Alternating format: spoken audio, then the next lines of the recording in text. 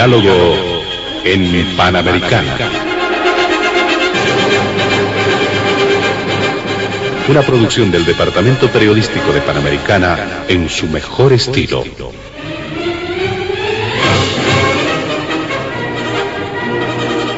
Entrevistas exclusivas sobre temas que crean expectativa general. Diálogo en Panamericana. Los sábados al mediodía y cada domingo a las 8 de la mañana. Y en trasnoche a las 24. Quedan ustedes con el staff de periodistas de Radio Panamericana.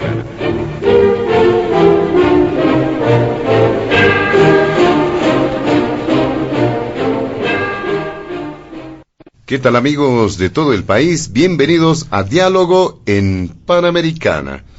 En esta ocasión, al igual que en otras oportunidades, vamos a desarrollar el tratamiento de distintos temas que marcan agenda noticiosa en nuestro país.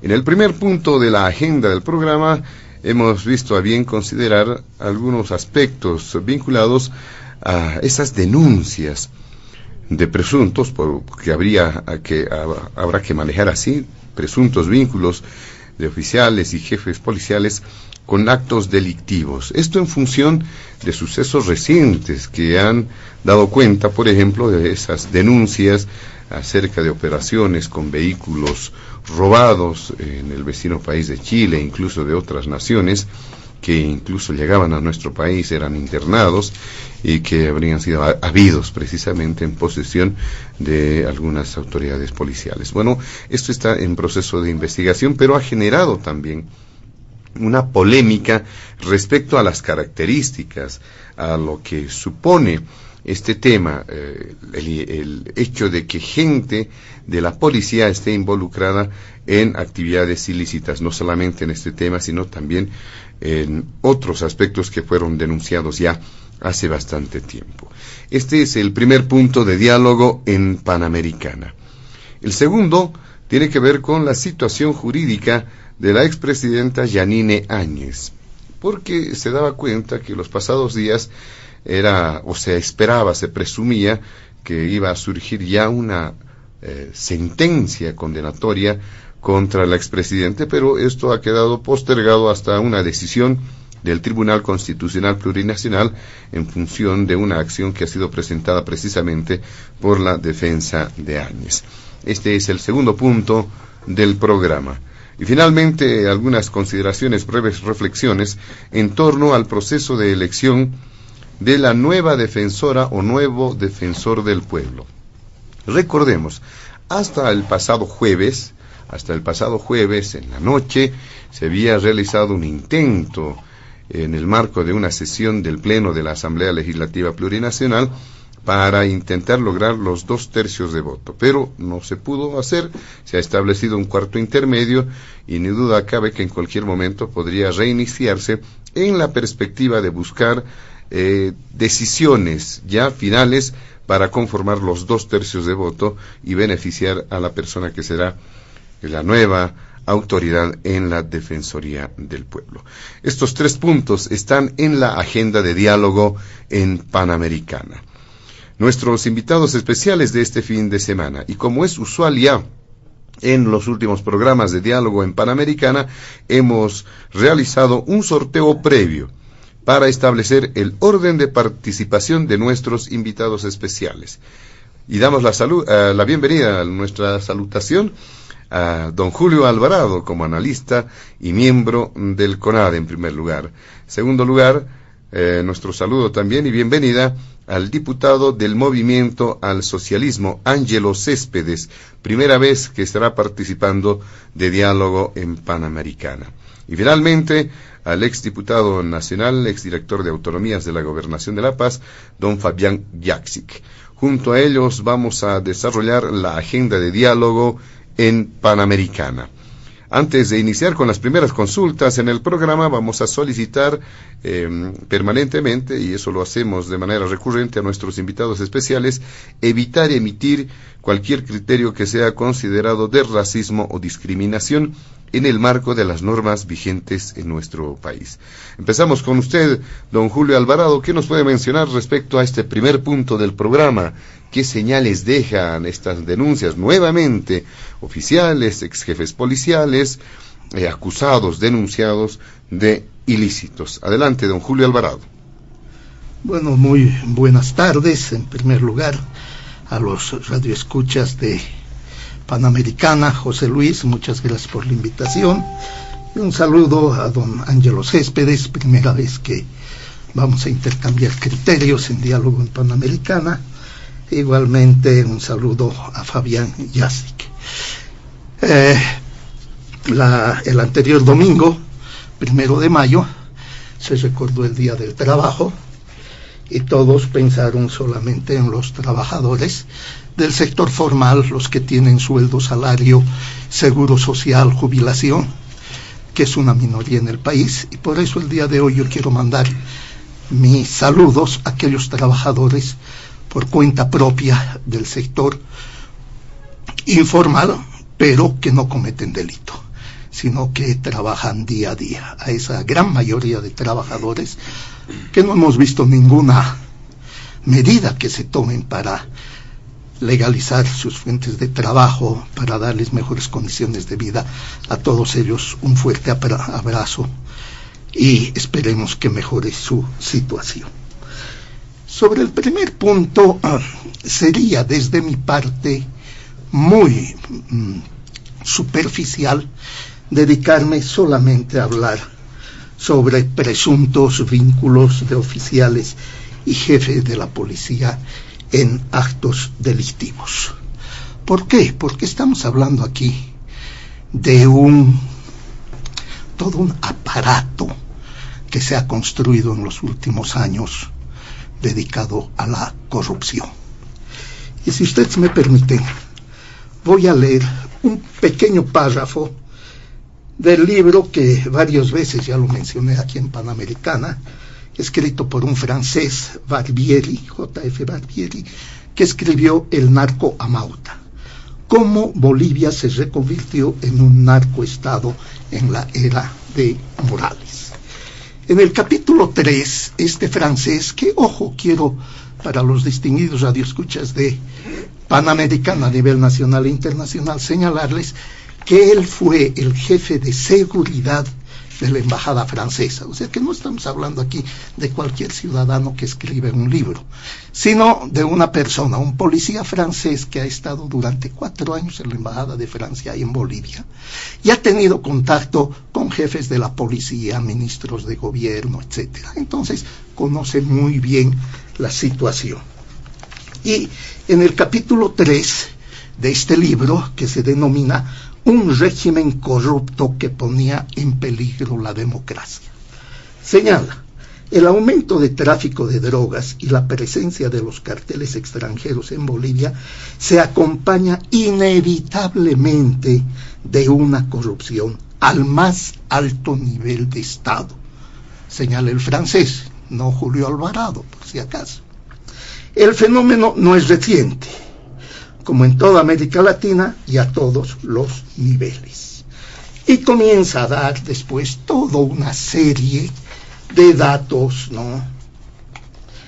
Como la corrupción estuvo igualmente entre autoridades, corrupción en la cual los medios de comunicación informaban solo a veces, y comienza a dar toda una lista de personas que han estado involucrados en estos casos de corrupción. Por lo tanto, el tema que nos ocupa el día de hoy, ¿no?, esas denuncias sobre el robo de autos en países extranjeros y que se los trae a Bolivia, no es nuevo.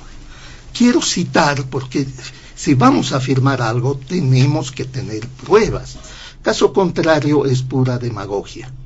Voy a citar otro documento que titula Corrupción y narco, el mercado negro de los chutos.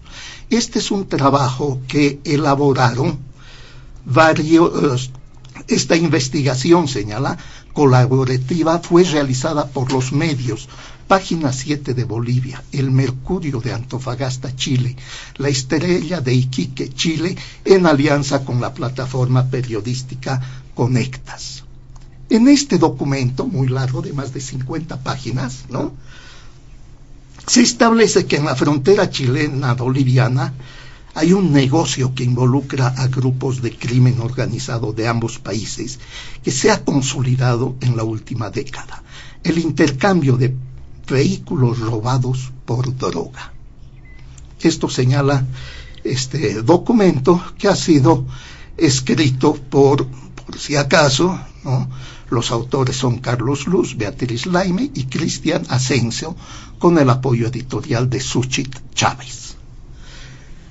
Entonces, este aparato de corrupción en los más altos niveles no se lo puede en este momento analizar solamente desde el punto de vista de una institución como es la policía boliviana, ¿no? Este daño que se ha hecho no se ha hecho a la policía boliviana, se ha hecho una vez más al país. O sea, estamos volviendo sobre un tema que no es nuevo, este tema de los autos chutos, narcotráfico, sino que esto ha estado orquestado y fomentado, estimados compatriotas, y subrayo, fomentado desde altas esferas del Estado. Nuevamente voy a leer, por ejemplo, de una agencia de noticias, Urgente Vol. El 20 de marzo en Chulumani, los Yungas de La Paz, el vicepresidente destacó que todos tengan un vehículo, aunque sea indocumentado. ¿Quién decía esto? ¿Quién afirmaba? El señor García Linera, Álvaro García Linera. Esto fue el 22 de mayo del 2002. Luego señala otra información, o sea, no estoy aquí dando a conocer secretos de Estado, es lo que conocemos, lo que se ha publicado en los medios de comunicación. García Linera destaca el reemplazo de burros por autos chutos y promete caminos vecinales. Miren ustedes esta declaración que hace el ex vicepresidente Álvaro García Linera. Participó este sábado, esto es del 19 de mayo del 2019, en el acto de clausura del Encuentro Nacional de Pequeños Productores del Pacto de Unidad, que es del Movimiento al Socialismo. En su alocución desde el campo ferial Chuquiagomarca, destacó el reemplazo de burros de carga por autos chutos en zonas rurales y comprometió caminos vecinales para estos. Textualmente: ahora el burro ha desaparecido, ya es puro autito chuto, esos corallitos pequeños blancos sin placas, explicó el vicepresidente.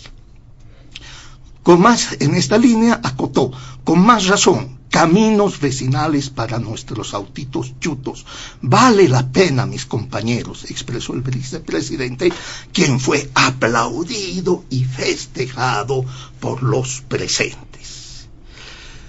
Y una última declaración del señor Álvaro García Linera. No estoy hablando de cualquier ciudadano de a pie, estoy hablando del segundo hombre del Estado en Bolivia que gobernó casi durante 14 años. Y señala: en los Yungas ahora todos tienen automóvil, aunque sea chuto, a diferencia de años pasados, ¿no?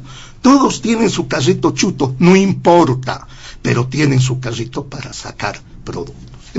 Estas declaraciones que se han publicado en la prensa nacional, ¿qué nos está señalando? Que desde las altas esferas del gobierno se ha fomentado el delito. Estas declaraciones son una apología del delito. Y yo me pregunto, ¿qué hace la Fiscalía General?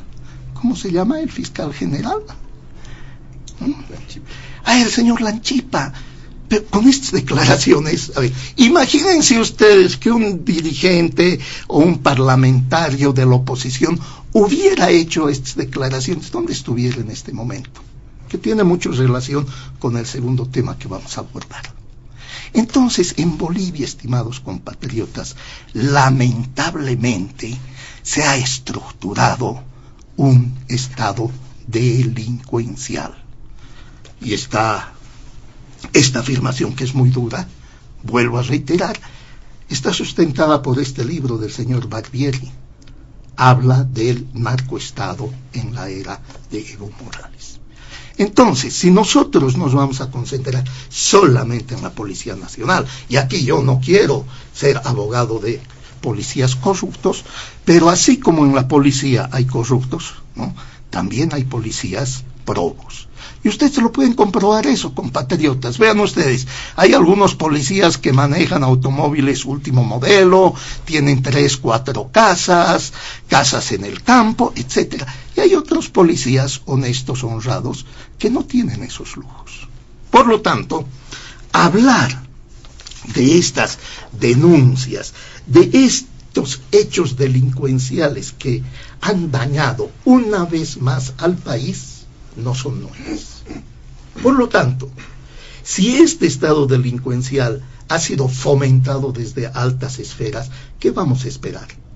Lo de siempre, lo de costumbre. Van a detener a 3, 4, 5, 10 policías de bajo rango y con eso van a echar tierra, van a tratar de tapar este estado delincuencial en el que lamentablemente, compatriotas, estamos viviendo. Y aquí están las pruebas de que este estado ha sido estructurado desde las altas esferas de él, como nos refiere las declaraciones del señor Álvaro García Linera. Muy bien, le agradecemos a don Julio Alvarado en esta primera intervención. Le damos la palabra ahora al diputado del Movimiento al Socialismo, Ángelo Céspedes, para que pueda referirse también a este primer punto del programa. Adelante, diputado Céspedes, bienvenido. Muchísimas gracias, José Luis. Quiero saludar a mi querida Bolivia, aquí a los colegas que en este momento estamos compartiendo este diálogo, como el señor Julio Alvarado, analista y miembro del CONADE, como el exdiputado nacional, Fabián Yacib. Para mí es un honor estar en estos momentos aquí para tocar el tema de la policía. Pero yo me quiero dirigir no justificando a la policía, porque para mí los que cometen delito son corruptos. No podemos estar buscando culpables, porque el que comete el delito es el que va y lo hace. Hemos escuchado bien aquí al hermano Alvarado, donde se basa en un libro de un escritor, ¿no? Yo me pregunto, fines 2019, 2020, cuando estaba Murillo de ministro de gobierno, cuando estaba la DEA acá, si tienen las pruebas contundentes de que Evo Morales es narcotraficante, ¿por qué hasta ahora, por qué no lo metieron preso? Si Estados Unidos tuviera una prueba contundente contra el señor Evo Morales, ya se lo hubieran alzado de México, ya se lo hubieran alzado de Argentina o del país donde él va, porque Evo Morales viaja a muchos países invitados. No con esto, yo lo que quiero hablar, estamos hablando de cocaína. La cocaína no es de hace 14 años en Bolivia. Yo que tengo uso de razón, recuerdo, yo era joven todavía cuando en el gobierno de Jaime Paz Zamora, cuando hubo el famoso perdonazo a los narcotraficantes en mi país, en mi departamento Santa Cruz, muchos que son ricos hoy día eran anteriormente narcotraficantes, que cuando hubo un decreto, si no me equivoco, donde hubo algunos que se declararon culpables y los perdonaron. La cocaína no es de hace 14 años, viene más del 80, ¿no? Y es un mal que aqueja no solamente a Bolivia. Nos hablan también de narcovínculos, ¿no? Yo soy nuevo en la política, pero hasta ahora tuvieron, como le digo y me remito a los hechos, Yanine Áñez con todo su entorno tuvo 1 año si hubieran habido delitos comprobados contra ciudadanos, lo hubieran metido preso. Pero hoy día no venimos a hablar de eso, vamos a hablar netamente de lo que es la policía boliviana. Yo como diputado nacional he hecho una petición de informe justamente al fiscal general, porque no puede ser que sale un videíto de un TikToker, al minuto los jovencitos están detenidos, están presos, están en la cárcel. Pero cuando son denunciados policías, coroneles o de medios de la policía, el Ministerio Público a nivel nacional está haciendo un silencio cómplice. Han salido unos audios. ¿Dónde está esa investigación? ¿A quién se está encubriendo? Hemos visto que en el Beni agarraron 1.200 kilos de cocaína y 400 kilos ya estaban haciéndole volteo los mismos policías corruptos. La institución, una institución muy importante, la policía boliviana. La policía boliviana es la que nos tiene que resguardar al Estado interno, pero sin embargo vemos policías cada vez, la población boliviana, hablamos de la policía y lo primero que dice es corrupción. Yo creo que aquí hay que pensar a una nueva reestructuración de la policía boliviana. Yo creo que la policía boliviana, los miembros activos de la policía boliviana son los corruptos, y a eso hay que empezar a eliminarlo, hay que empezar a sacarlo. Pero el mayor problema que tiene, por ejemplo, si un policía está con una denuncia, un coronel está con denuncia ahí en la policía boliviana, va a donde le dan certificación, en un subalterno le terminan limpiando su FAI, y sin embargo ese policía que ha sido golpeador, ese policía que ha cometido delitos, lo están premiando con una dirección. Yo creo que ya hay que empezar a modificar la ley 101, como también empezar a crearle un REJAC policial, porque el momento que la policía se le emita un REJAC policial que no dependa así de la policía boliviana, que sea otra institución, como por ejemplo nosotros los ciudadanos, cuando queremos ir a trabajar a algún lugar, lo primero que nos piden son nuestros antecedentes. Tenemos que ir al Palacio de Justicia para solicitar el REJAC, pero sin embargo los policías no, ellos mismos, como son ellos mismos, se limpian, se cubren las espaldas. Hay que empezar a una reforma policial, hay que empezar a que nuestros nuevos policías que vengan con otro chip. No olvidemos que un policía, un subteniente, va haciendo años escalera.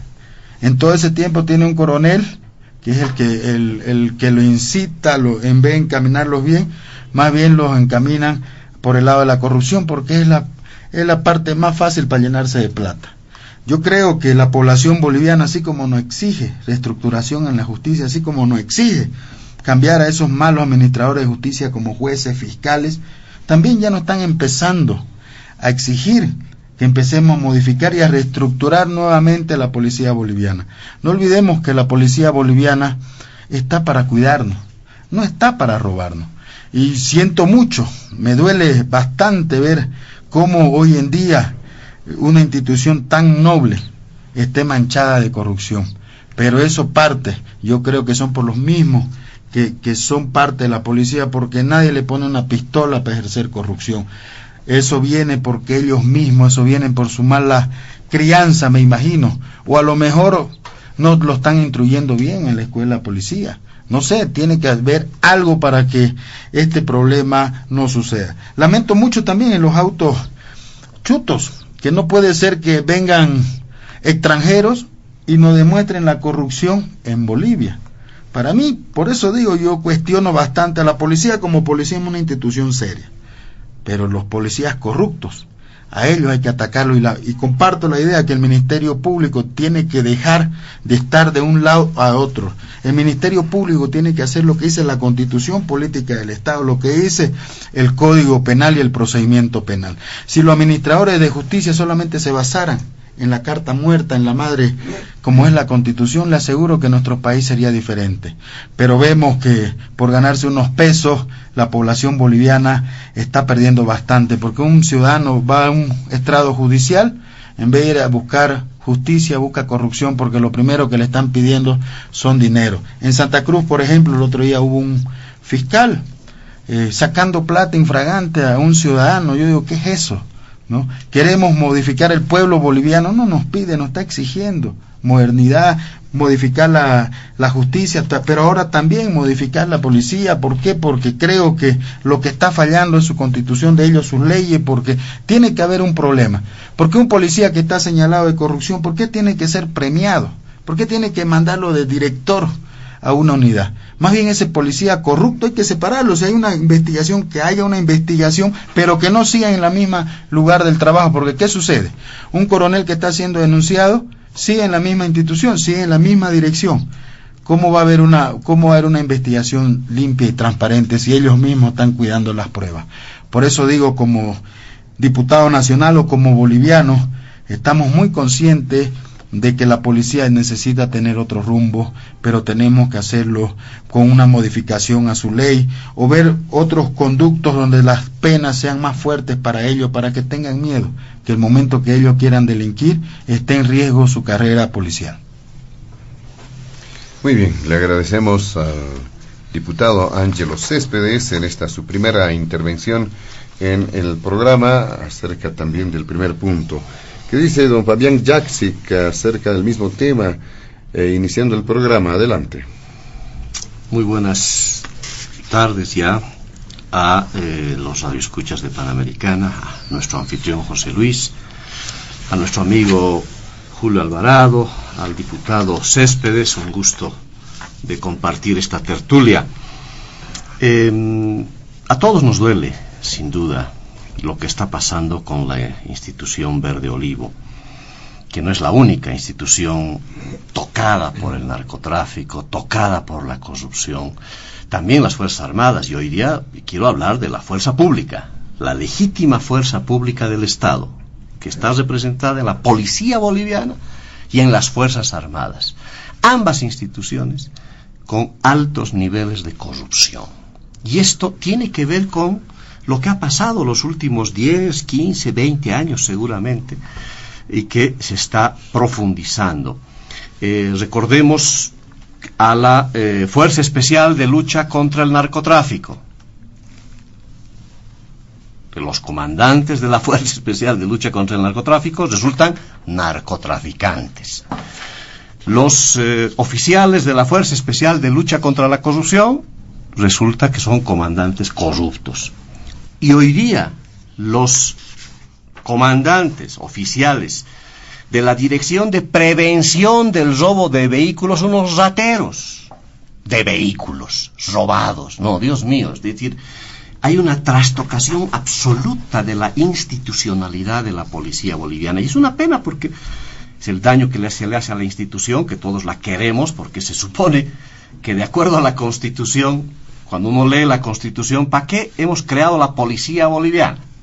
La hemos creado para que, es como fuerza pública, para que defienda a la sociedad, primer aspecto, para conservar el orden público, para cumplir las leyes. Nada de eso se cumple. Es decir, el rol y la misión institucional para la que ha sido creada la policía está tan venida a menos. Se ha distorsionado absolutamente todo.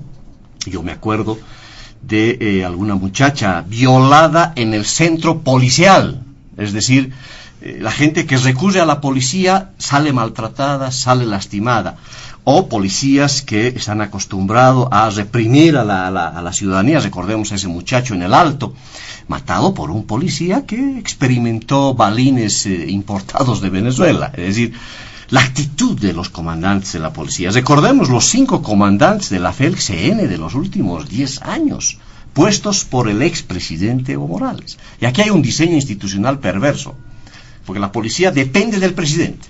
Eso significa que es el presidente el responsable de lo que pase o deje de pasar en la policía boliviana. ¿A través de quién? De su ministro de gobierno. Entonces ahí hay un diseño institucional equivocado que ha permeado la policía a la corrupción, y no hay comandante que se salve, lamentablemente.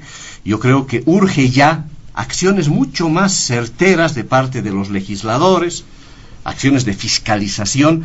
Yo creo que es hora ya de empezar en serio a una investigación de fortunas de todo oficial de la policía, de todo oficial del ejército, porque además estos caballeros son premiados por el Estado. Yo quisiera yo me equivoqué de carrera, hubiera querido ser militar y policía. Policía también tiene su jubilación, creo que de un 70% de su sueldo. Las Fuerzas Armadas tienen el 100%, se jubilan con el 100% de su salario.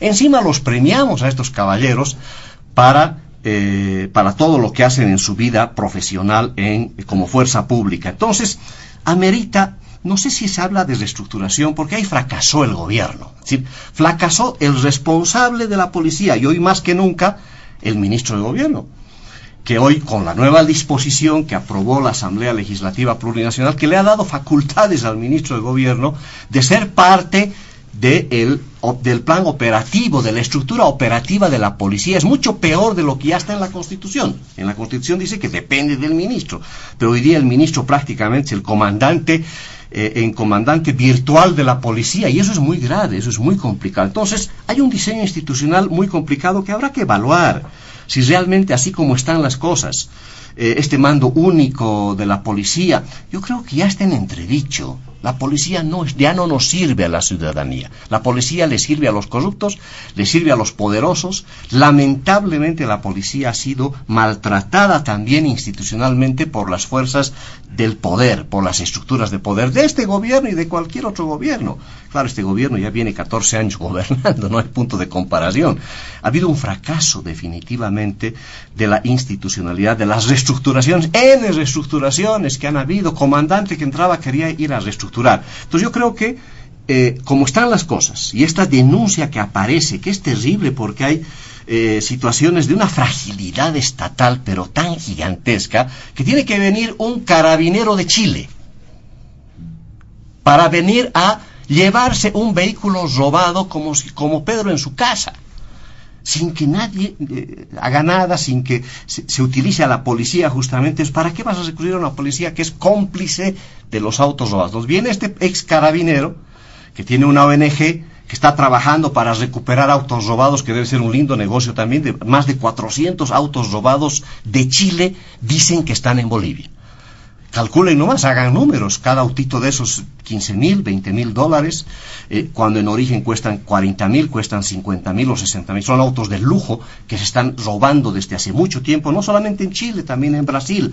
Hay autos robados de todo calibre. Entonces es un negocio, sin duda, muy complicado. Se ha instalado una mafia. Otra vez esta red de extorsión y corrupción que está instalado en el país, y es una pena que tengamos cada vez que volver hacia lo mismo. Y claro, y hoy día, con tanta situación que ya devino en la policía, lo mínimo que tenemos que hacer es recuperar la institucionalidad. La Constitución Política del Estado, quiero recordar a la opinión pública, en el artículo 253, dice muy claro que viene de un estamento constitucional de hace décadas, ¿no?, que jamás se ha modificado, porque no han querido que se toque en la Asamblea Constituyente, me acuerdo muy bien.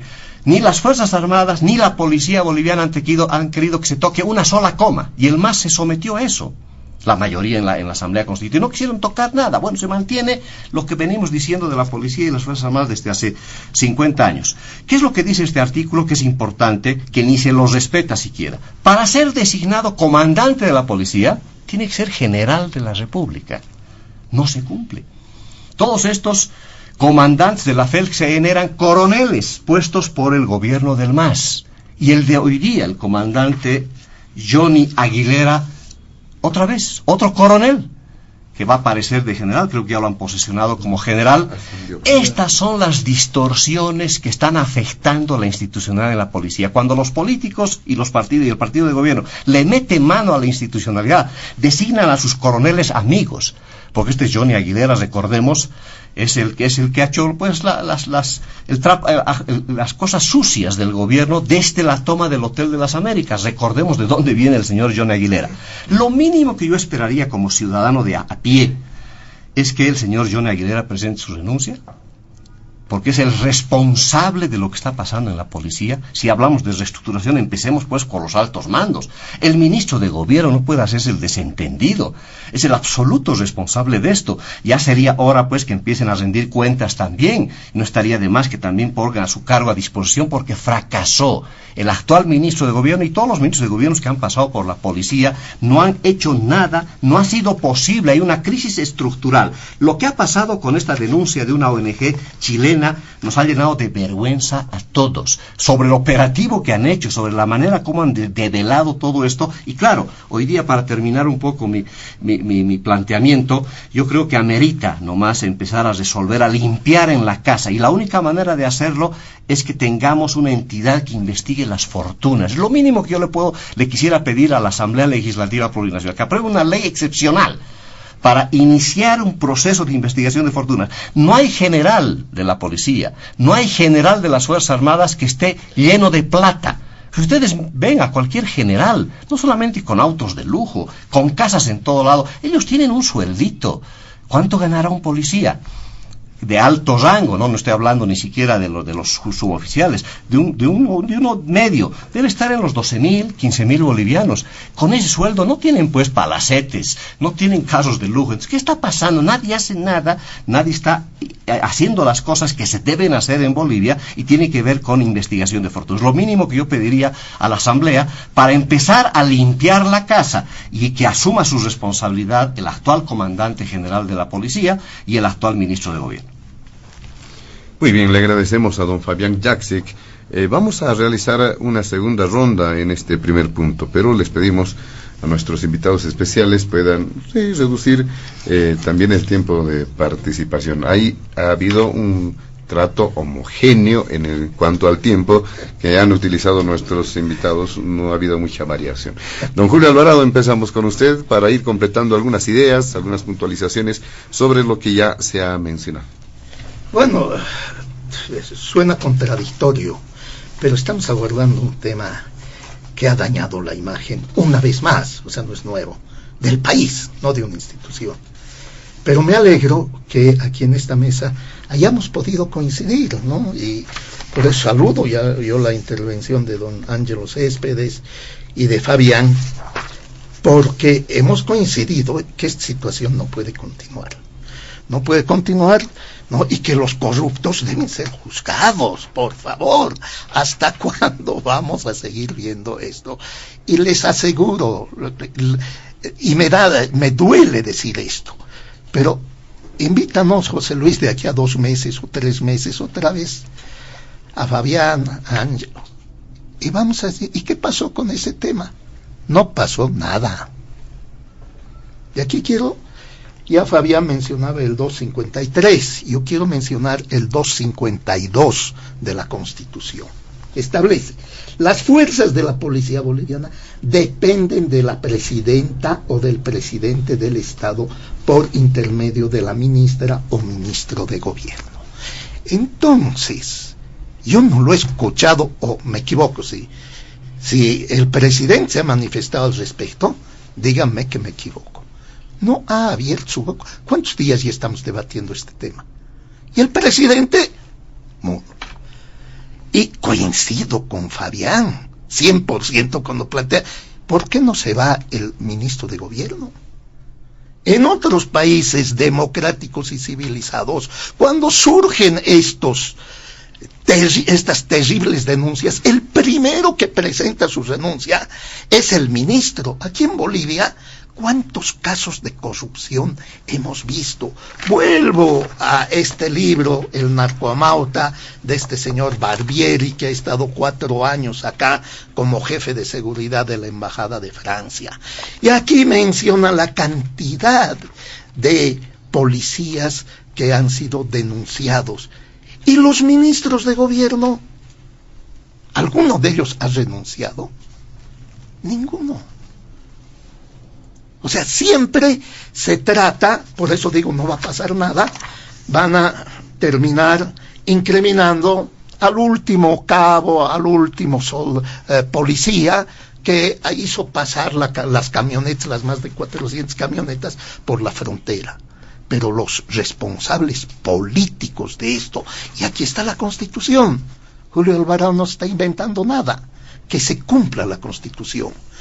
Señor Luis Arce Catacora, usted es responsable de la policía. Si no se ha enterado, lea el artículo 252. Depende la policía de usted. Y si todos estos jefes policiales que han sido detenidos y que están con acusaciones de haber cometido delitos, usted, su gobierno, a través del ministro del Castillo los han posesionado. Y justamente esa última ley que han sacado, ¿no?, donde prácticamente el comandante de la policía es el ministro de gobierno. No se ha enterado el ministro de gobierno de lo que pasaba. Entonces, por dos motivos se tiene que ir el ministro de gobierno. Si no se ha enterado, supongamos, quiere decir que no tiene control de la policía y por lo tanto el cargo le ha quedado muy, muy grande. Y si conocía de estos casos, peor todavía. Entonces quisiera decir, en condicional, que él también está involucrado. Entonces, por uno u otro lado, el ministro de gobierno ya debería haber presentado. Pero vuelvo a decirles, compatriotas que nos están escuchando, no va a pasar nada y esto va a continuar. ¿Qué es lo que ha pasado? Policía, sistema judicial, y podemos ir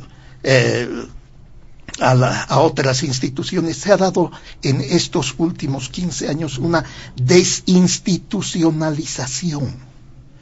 En la policía los jefes, los comandantes no han sido nombrados los mejores, no son los primeros de las promociones, sino aquellos que, como vulgarmente dice el populus, son los yuncus que se acercan al partido de gobierno y se ofrecen para hacer cualquier cosa. En este sentido, la policía es parte de este entramado, es parte de esta estructura institucional delincuencial. No es la única responsable. Muy bien, le agradecemos a don Julio Alvarado, completando algunas ideas acerca de este primer punto. Diputado Ángelo Céspedes tiene la palabra para hacer lo mismo.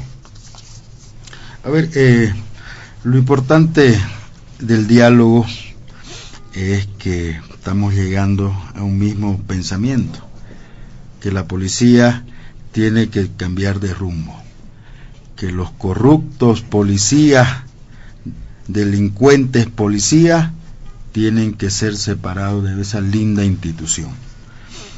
Nosotros como gobierno nacional estamos haciendo el trabajo de empezar a limpiar la casa, ¿no? Nosotros somos parte del gobierno nacional, somos parte de Luis Arce Catacora y es por ello que estamos dando la cara y nunca este diputado o el gobierno va a encubrir a los corruptos. Mi investigación va a llegar a hasta las últimas instancias, porque me gusta ser responsable con mi palabra y ser responsable con el país. La petición de informe que estoy haciendo al fiscal general es que ya yo tengo mis propias investigaciones, solamente quiero cotejar. Y si un caso, la Fiscalía General está incumpliendo sus deberes, también lo vamos a procesar, porque eso es lo que nos pide en este momento el pueblo boliviano. También mencionaba Alvarado, ¿no?, sobre el artículo 252, pero también yo le digo que los delitos son personalísimos, ¿no? Si bien es cierto, el presidente es el capitán de las Fuerzas Armadas y de la Policía Boliviana, los delitos son personalísimos. Comete delito el que va y te roba, el que te extorsiona, el que te voltea, son a ellos a los que tenemos que empezar a procesar, y le aseguro que si empezamos a procesarlo, los otros policías ya no van a querer delinquir. Sabemos que no es un trabajo de la noche a la mañana, pero en el querer está el poder, ¿no? También se hablaban sobre de los generales, cómo ascienden, ¿no? Ellos tienen su propia modalidad de puntuación, ¿no? Yo recuerdo el año pasado estuve en la comisión de Fuerzas Armadas y Policía Nacional, justamente mi comité fue Policía Boliviana, ¿no? Y donde veía, ¿no?, que efectivamente para llegar al grado más alto, que es general, ellos tienen puntos que van escalando. Lamentamos mucho, pues, ¿no?, que algunos en el camino, por querer llegar, a lo mejor incumplen algunas de las normas, pero son los responsables de la misma policía, porque los que le suben la puntuación es la misma policía, los que le dan la puntuación, los que los premian, es la misma policía, ¿no? Por eso le digo, hay que empezar ya a pensar y en cambiar la ley 101, que es la ley de la policía, donde ya está obsoleta. Para mí ya está obsoleta, porque ya es hora de que nuestra policía boliviana pues sea respetada por nuestros bolivianos y por los extranjeros. Muy bien, gracias al diputado Ángelo Céspedes. Cerrando también algunos detalles de este primer punto. Don Fabián Jaksic queda con la palabra. Sí, bueno, hay una institucionalidad que no está funcionando en el país. El ciudadano de a pie, cualquiera que tiene su vehículo, lo primero que hace es regularizar todo en las alcaldías. Si hubiera algún papelito que no estuviera, ese ciudadano está fregado, porque es el que está sometido a todo tipo de presiones, de autoridades. Vaya, guay que te falte algún papelito, estás fregado. Pero nos sorprende que comandantes de policía, autoridades, como se ha develado, se ha denunciado, estén manejando autos chutos como si nada. Es decir, aquí es tierra de nadie. ¿Qué es lo que está pasando en Yapacaní? El diputado que viene, creo, de Santa Cruz, perfecto. Yapacaní se ha denunciado que es tierra de nadie, es tierra del narcotráfico, de los autos chutos. Eso lo denunció un policía, un comandante de la policía también. Entonces, ¿qué está pasando en el país? Se está volviendo a discutir, ojalá que nunca aprueben en la Asamblea otra vez la nacionalización de los chutos. Cada vez se nacionaliza y se premian a los informales, a los contrabandistas, a los que incurren en delitos. Siempre han sido premiados, y hoy día en las calles, si uno ve en las calles de todas las ciudades, está lleno de carros chutos. Otra vez se han introducido movilidades de todo calibre. ¿Qué está pasando en el control que se hace computarizado de cualquier movilidad que circula en Bolivia? Tiene que tener su papel. No entiendo qué es lo que no funciona. Es la complicidad de todo el aparato policial, más las alcaldías que están en complicidad con esto. ¿Qué es lo que está pasando con el Estado y con sus instituciones? Ahora se dice que van a pasar estos funcionarios policiales a la unidad anticorrupción de la policía. ¡Ah, caramba! ¡Qué lindo! O sea, entre ellos se van a juzgar. Es sorprendente cómo un miembro, el vocal del Tribunal Supremo Disciplinario de la policía hoy está detenido. Es decir, quien tiene que poner disciplina en la policía. Es decir, está tan trastocado esto, hay una crisis moral e institucional tan grande que si no la vemos y si no la dimensionamos adecuadamente, corremos el riesgo de estar en manos de una institución, una fuerza pública, la cual no se la va a respetar. A mí me da una pena. Queremos a nuestra policía. Hay policías, hay suboficiales, oficiales que están todos los días en las calles sacrificándose, mientras comandantes haciéndose de la vista gorda, cometiendo delitos. Esto no es posible de seguir tolerando. Yo respeto a aquel policía que está en las calles, que trata de ayudarnos, pero ahí tenemos una policía poco institucionalizada. Tenemos que profesionalizar a nuestra policía. Ya está de buen tamaño que se descubran estas cosas por la intervención de un carabinero de Chile o cualquier otro funcionario que denuncia del exterior, viene a develar. Lo mismo que pasó con el señor Murillo, con este nefasto personaje que está en Estados Unidos, no gracias a una investigación pública. Y aquí el gran ausente de todo esto. Ya con tantos casos y con tantas crisis, todavía tenemos a ese ciudadano que se llama Lanchipa. No sé cuál es su nombre, hasta ahora ni me acuerdo el nombre de este señor. Absolutamente incompetente. Señor Lanchipa, usted es un incompetente de primera. Señor fiscal general del Estado, usted ya debería haber renunciado hace mucho tiempo atrás. Yo no sé qué está así. ¿En manos de quién estamos, por Dios? Ya basta. Tanta corruptela, tantas denuncias, tantos casos de esta índole, y este señor Lanchipa brilla por su... Es decir, tenemos una crisis de Estado, moral e institucional muy grande, y yo creo que desde la Asamblea tienen que hacer una acción mucho más certera, mucho más objetiva, porque la ciudadanía nos estamos cansando de tanto nivel. Cada vez se habla de lo mismo, y las autoridades que son las llamadas a poner orden, a procesar, no están cumpliendo con su tarea.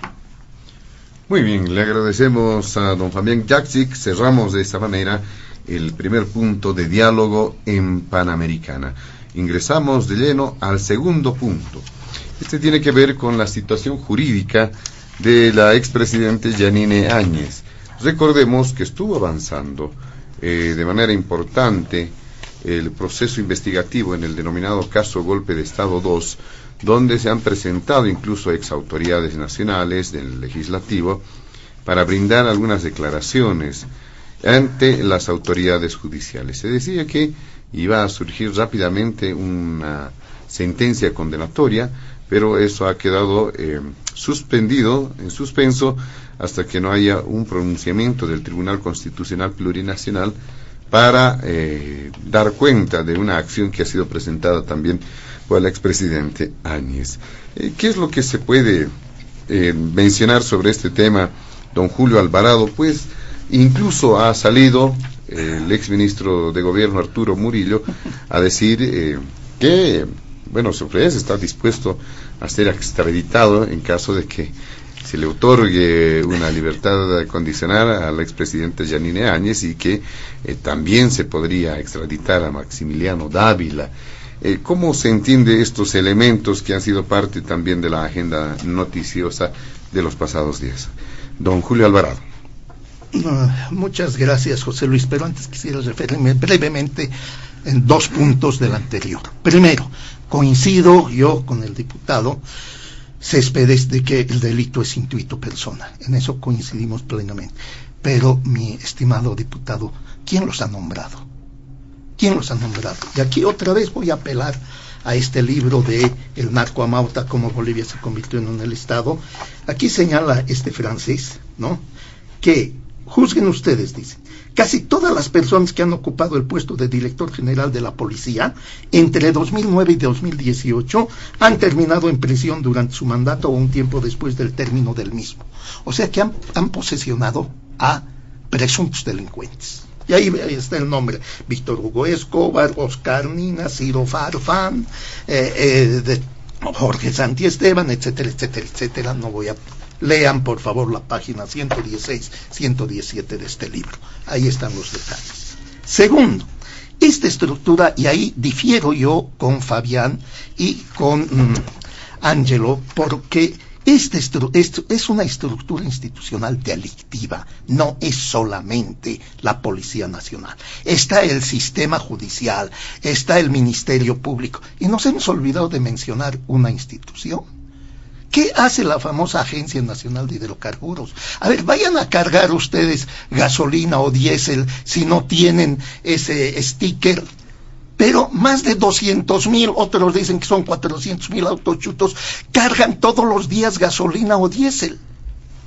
Entonces la corrupción también está en esta institución. Por eso yo hablo de un sistema, una estructura institucional delictiva, de un estado delincuencial que se ha creado en estos últimos años, ¿no? Y lo que es peor, salen algunos diputados, y felizmente no ha sido el caso de don Ángelo Céspedes, que espero que se mantenga así como joven político, que mantenga una línea correcta, ¿no?, que hablaban criticando lo que han venido a hacer los chilenos, que hacen esos mercenarios. O sea, estamos aquí condenando al mensajero y no estamos condenando los delitos, ¿no? Pues bien, entonces esas 2 aclaraciones quería hacer. A ver, ¿cuál es la situación de este caso, la situación jurídica de la expresidenta? Compatriotas, a ver, pónganse a pensar. Hay un juicio golpe 1 contra la señora Áñez. Hay un segundo juicio golpe 2 y mañana va a aparecer golpe 3 o golpe 4. Pero cuando se habla de golpe, eso quiere decir que se ha dado un golpe de Estado a alguna persona. ¿Quién es esa persona? Evo Morales. Y los jueces y fiscales lo han convocado por lo menos al señor Evo Morales a que declare. O sea, ¿de qué juicio justo se habla? Porque supuestamente Evo Morales y Álvaro García Linera son las víctimas del golpe, supuesto golpe, el 2019. Se los ha convocado, va a salir sentencia y las supuestas víctimas no han sido convocadas. Aquellos que en eufóricos discursos que nos decían patria o muerte, venceremos, y el 2019 que dijeron patria o muerte, huiremos, o patria o muerte, nos meteremos a la embajada de México, ¿no? ¿Por qué no los convocan a ellos a que declaren? Sí, se exige que la señora Áñez declare, y si se la va a juzgar, lo mínimo es que estos dos personajes, Evo Morales y Álvaro García Linera, vayan a declarar, aunque sea como testigos. ¿Qué van a decir? Ahí está el libro que escribió Evo Morales. Bueno, se lo escribieron, sabemos que él no escribe, pero parece que se lo escribieron, ¿no? Volveré y seremos millones, ¿no? Y ahí él relata cómo él salió del país, cómo tomó la decisión antes del 10 de noviembre, ya estaba tomada la decisión de su renuncia. Entonces, ¿de qué golpe de Estado hablamos? Por eso lo que aquí quiere el movimiento al socialismo, quiere un chivo expiatorio. Si ha cometido algún delito, se ha cometido algún delito en el gobierno de la señora Yanine Áñez, pues bien, no se deben cubrir. Coincidimos con el diputado Céspedes.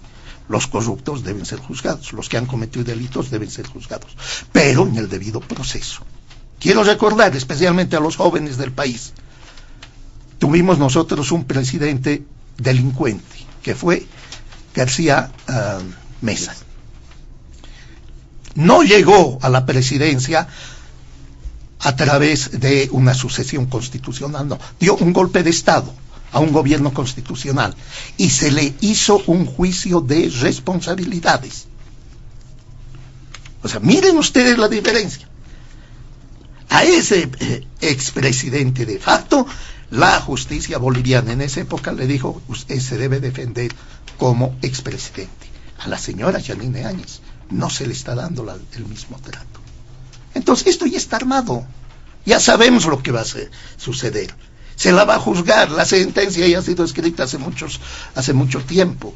Por lo tanto, otra vez, ese sistema judicial corrupto que tenemos en Bolivia, y quiero subrayar, con honrosas excepciones, que tengo el honor de conocer a fiscales y a muy pocos fiscales y a muy pocos jueces probos y honestos, ¿no? Pero el sistema judicial corrupto va a someterse una vez más al Ejecutivo y la va a sentenciar a la señora Áñez. Pero sabemos que esa sentencia es trucha, igualmente que los autos de los cuales estábamos hablando. Muy bien. Vamos a continuar con el programa en este mismo punto, en el segundo, que tiene que ver con la situación del expresidente Áñez. Vamos a escuchar ahora los criterios del diputado Ángelo Céspedes. ¿Qué mencionar? ¿Qué elementos resaltar? A ver, algo importante para que conozca la ciudadanía, este proceso de caso de Golpe 2 se inicia por lo que ella como ex senadora, ¿no?, cuando era segunda vicepresidenta de la Cámara del Senado, asumió el 2019 la presidencia del Estado Plurinacional de forma irregular, porque tenemos que ser claros y concretos. No ha sido un gobierno legalmente constituido. Y aquí en la China, cuando es un gobierno legalmente constituido, el que le pone la banda presidencial es en la Asamblea Legislativa Plurinacional. Lo que no sucedió aquí con la señora Yanine Áñez. La señora Yanine Áñez, la que le coloca la banda presidencial, fue un militar. Hay gobiernos democráticos y hay gobiernos de facto, que también asumen responsabilidad como presidente, pero son gobiernos de facto, lo cual fue la señora Yanine Áñez. En este proceso estamos viendo la chicanería jurídica que está realizando la defensa de la señora Yanine Áñez. Pero también lamento mucho, ¿no?, que sus propios aliados, los mismos que ella colocó como ministros y ministras, le dieron la espalda. Me pregunto, así como la llevaron a que se autoproclame presidenta, ¿por qué la abandonan ahora? ¿Por qué no vinieron a declarar como testigo a favor de ella? ¿Saben por qué? Porque cuando ya estás en un juicio oral, ya no podés mentir. Y saben los exministros que si venían a declarar, tenían que decir la verdad. Como lo dijeron la ex senadora de Pando, como lo dijo el viceministro, ¿no?, que está en las declaraciones, donde dijo que no existió el quórum correspondiente. En ese sentido, la defensa de la señora Yanine Áñez, con una chicanería jurídica, ¿no?, que es parte, está en la Constitución, ellos presentan una acción de inconstitucional al artículo 153, resolución contraria a las leyes, ¿no? Y 154, incumplimiento de deberes. ¿Por qué lo hacen hoy día? Porque ellos quieren frenar lo que va a decidir un tribunal en este proceso. Ahora hay que esperar que el Tribunal Constitucional en sala plena decidan, pues, ¿no?, si es inconstitucional o no es, o es constitucional los artículos que han demandado la parte que le corresponda. Eso sería en el tema jurídico, ¿no? Ahora estamos a la espera que el Tribunal Constitucional falle, pues, ¿no?, a favor o en contra a lo que ha demandado la defensa de la señora Yanine Áñez. Muy bien, muchas gracias. Le damos al diputado Ángelo Céspedes dando cuenta de este segundo punto del programa. ¿Qué dice usted, don Fabián Yaxi, que habrá que resaltar algunos elementos? ¿Cómo se ha ido presentando este tema? Bueno, hablar de la señora Yanine Áñez es hablar de lo que pasó el año 2019. ¿Y por qué está detenida hace más de un año? Y hablar del 2019 tiene que ver con algo que le preocupa al gobierno y que parece que les quita nomás el sueño, y tiene que ver con la percepción ciudadana. Sí, más allá de lo que pensemos, si estamos de acuerdo o no estamos de acuerdo, yo digo, este falso debate entre golpe y fraude, ¿no?, que ya nos han tenido desde hace 2 años los unos y los otros, ¿no?, y que del que no vamos a sacar nada, y del que la única que va a pagar el plato roto es la señora Yanine Áñez, ¿no? Pero, ¿cuál es la preocupación del gobierno y por qué se cometen estas torpezas? Que enseguida voy a hablar de qué tipo de torpezas son.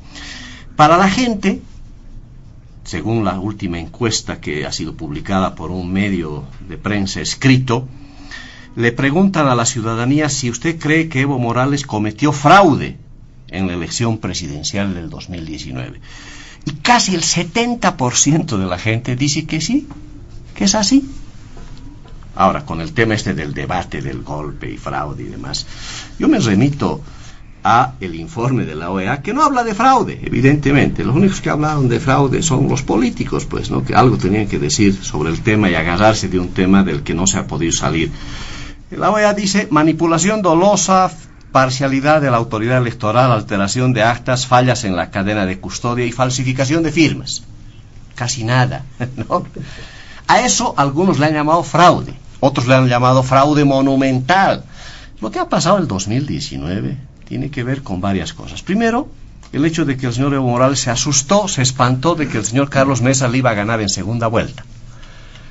Y no quisieron llegar a la segunda vuelta. Y por eso hicieron manipulación cibernética, ¿no? O lo que dice la OEA ha establecido ese tipo de manipulación. Lo que han hecho es alterar las cifras para asegurarse de ganar en primera vuelta, pero así como que por centésimas, ¿no? Qué triste que un partido o un liderazgo como el de Evo Morales haya tenido que recurrir a las centésimas para evitar ir a la segunda vuelta. Qué poca moralidad de este líder, que ha tenido que recurrir a esta trampita para evitar ir a la segunda vuelta. Y claro, se hicieron pescar porque era, pues, evidente esa situación. Yo creo que los errores que se han cometido desde ese momento, el no haber consolidado esa segunda vuelta fue un error, yo creo, de los otros liderazgos, ¿no?, del señor Mesa y compañía, porque debieron pelearla la segunda vuelta porque tenían todas las condiciones de hacerlo. Y ahí apareció, después de todo este despelote que el señor Evo Morales provocó, porque él no reconoció todo eso, que insistía en esta manipulación que le impidió llegar a la segunda vuelta, y finalmente fue él mismo, el señor Evo Morales, que tuvo que reconocer esta dificultad, destituyó al órgano electoral, anuló las elecciones como todo un tirano, ¿no?, él mismo. Y eso, pues, es reconocimiento de la trampita que se hizo y que se quedó desnudada en la madrugada del 10 por el informe de la OEA. Así de sencillo, ¿no? Ahora si le llamas fraude, no lo llamas. Y claro, han tenido que inventarse la retórica del golpe. Ahora hay golpe 1, hay golpe 2, ya nadie entiende por qué finalmente la están procesando a esta señora, porque no se la está procesando por lo que debió habérsele procesado, por las muertes de Sencata, por las muertes de Sacaba. Por eso debería habérsele procesado a la señora Yanine Áñez y a su gobierno. Claro que sí.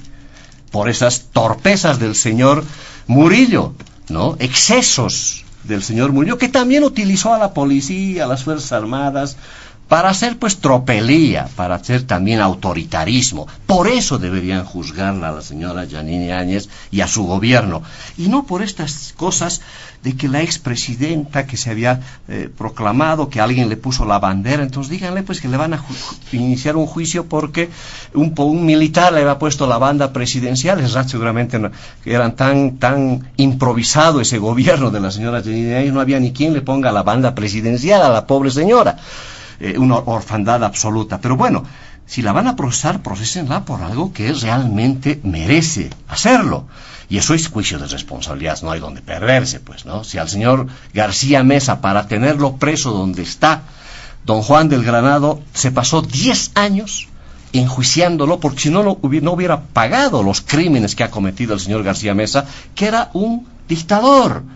También fue sometido a juicio de responsabilidad. Eso era lo correcto, pero bueno, ahora se le está enjuiciando por el golpe 1, golpe 2, cuántos más golpes aparecerán sin duda, pero está claro que la señora Yanine Áñez es un trofeo del movimiento al socialismo. La necesitan a esta señora presa, porque necesitan mantener esta retórica del golpe y tratar de pelear porque la gente les vaya algún día a creer sus mentiras, ¿no? Porque la gente cree que, el 70% de la gente cree que ha habido nomás fraude, ¿no? Y se ha posicionado, pues ya hagan lo que hagan. Si esta señora va a estar ahí, me temo, va a estar todo el tiempo presa, que va a gobernar el MAS, así nomás va a ser. Pase lo que pase, juicios que vengan, denle la forma que quieran, ella es un trofeo político. Así la agarraron y la van a escarmentar y la van a tener ahí guardada todo el tiempo que gobierne el MAS. Si el gobierno va a gobernar los próximos 20 años, estará 20 años la señora presa. Así es la situación. Así se maneja la justicia. Así se manejan los operadores de justicia. Y esta señora pues va a pagar el delito de haber asumido el mando presidencial en una coyuntura muy complicada. Y claro, tan complicada fue esa coyuntura en esos momentos del 10 y el 11 de noviembre, donde todo el mundo empezó a renunciar, y la estrategia de Evo Morales era que todo el mundo renuncie, se genere tal crisis y vacío de poder, que lo llamen al señor Evo Morales como el salvador de la patria. Ese era el plan A. Y el plan B finalmente pues no pudieron hacerlo, porque apareció la viveza criolla de algunos dirigentes políticos que le dijeron a la señora Yanine Áñez: oye, vos metete nomás de presidenta, no importa, no hay quórum y demás, lo vas a hacer ipso facto, ¿no? Con una sentencia constitucional bien frágil, la situación y la defensa del... Bueno, ya lo han hecho, pues ya, ¿no? Ahí está, a la pobre señora le contaron el cuento de que ipso facto tú tienes que ser presidenta, y así fue. Y eso ayudó a evitar esta crisis profunda del Estado que estaba en ciernes. Y tanto fue así que después de aquello, el movimiento al socialismo reconoció la constitucionalidad de la señora Yanine Áñez. Por eso no sabemos por qué se la está juzgando. Porque si se la está juzgando por ese hecho, deberían juzgarla a la señora Eva Copa, deberían juzgarlo a quienes firmaron y aprobaron la ley 1270. Yo me remito a esa nada más, ya para no entrar en más discusiones de estas. Quizá el diputado no conozca, no ha estado en ese momento en la legislatura, pero el movimiento al socialismo le dijo en el artículo 1, le prorrogaron el periodo de mandato constitucional de la presidenta del Estado plurinacional. Ya está, listo. Con esto la han curado ya en sano.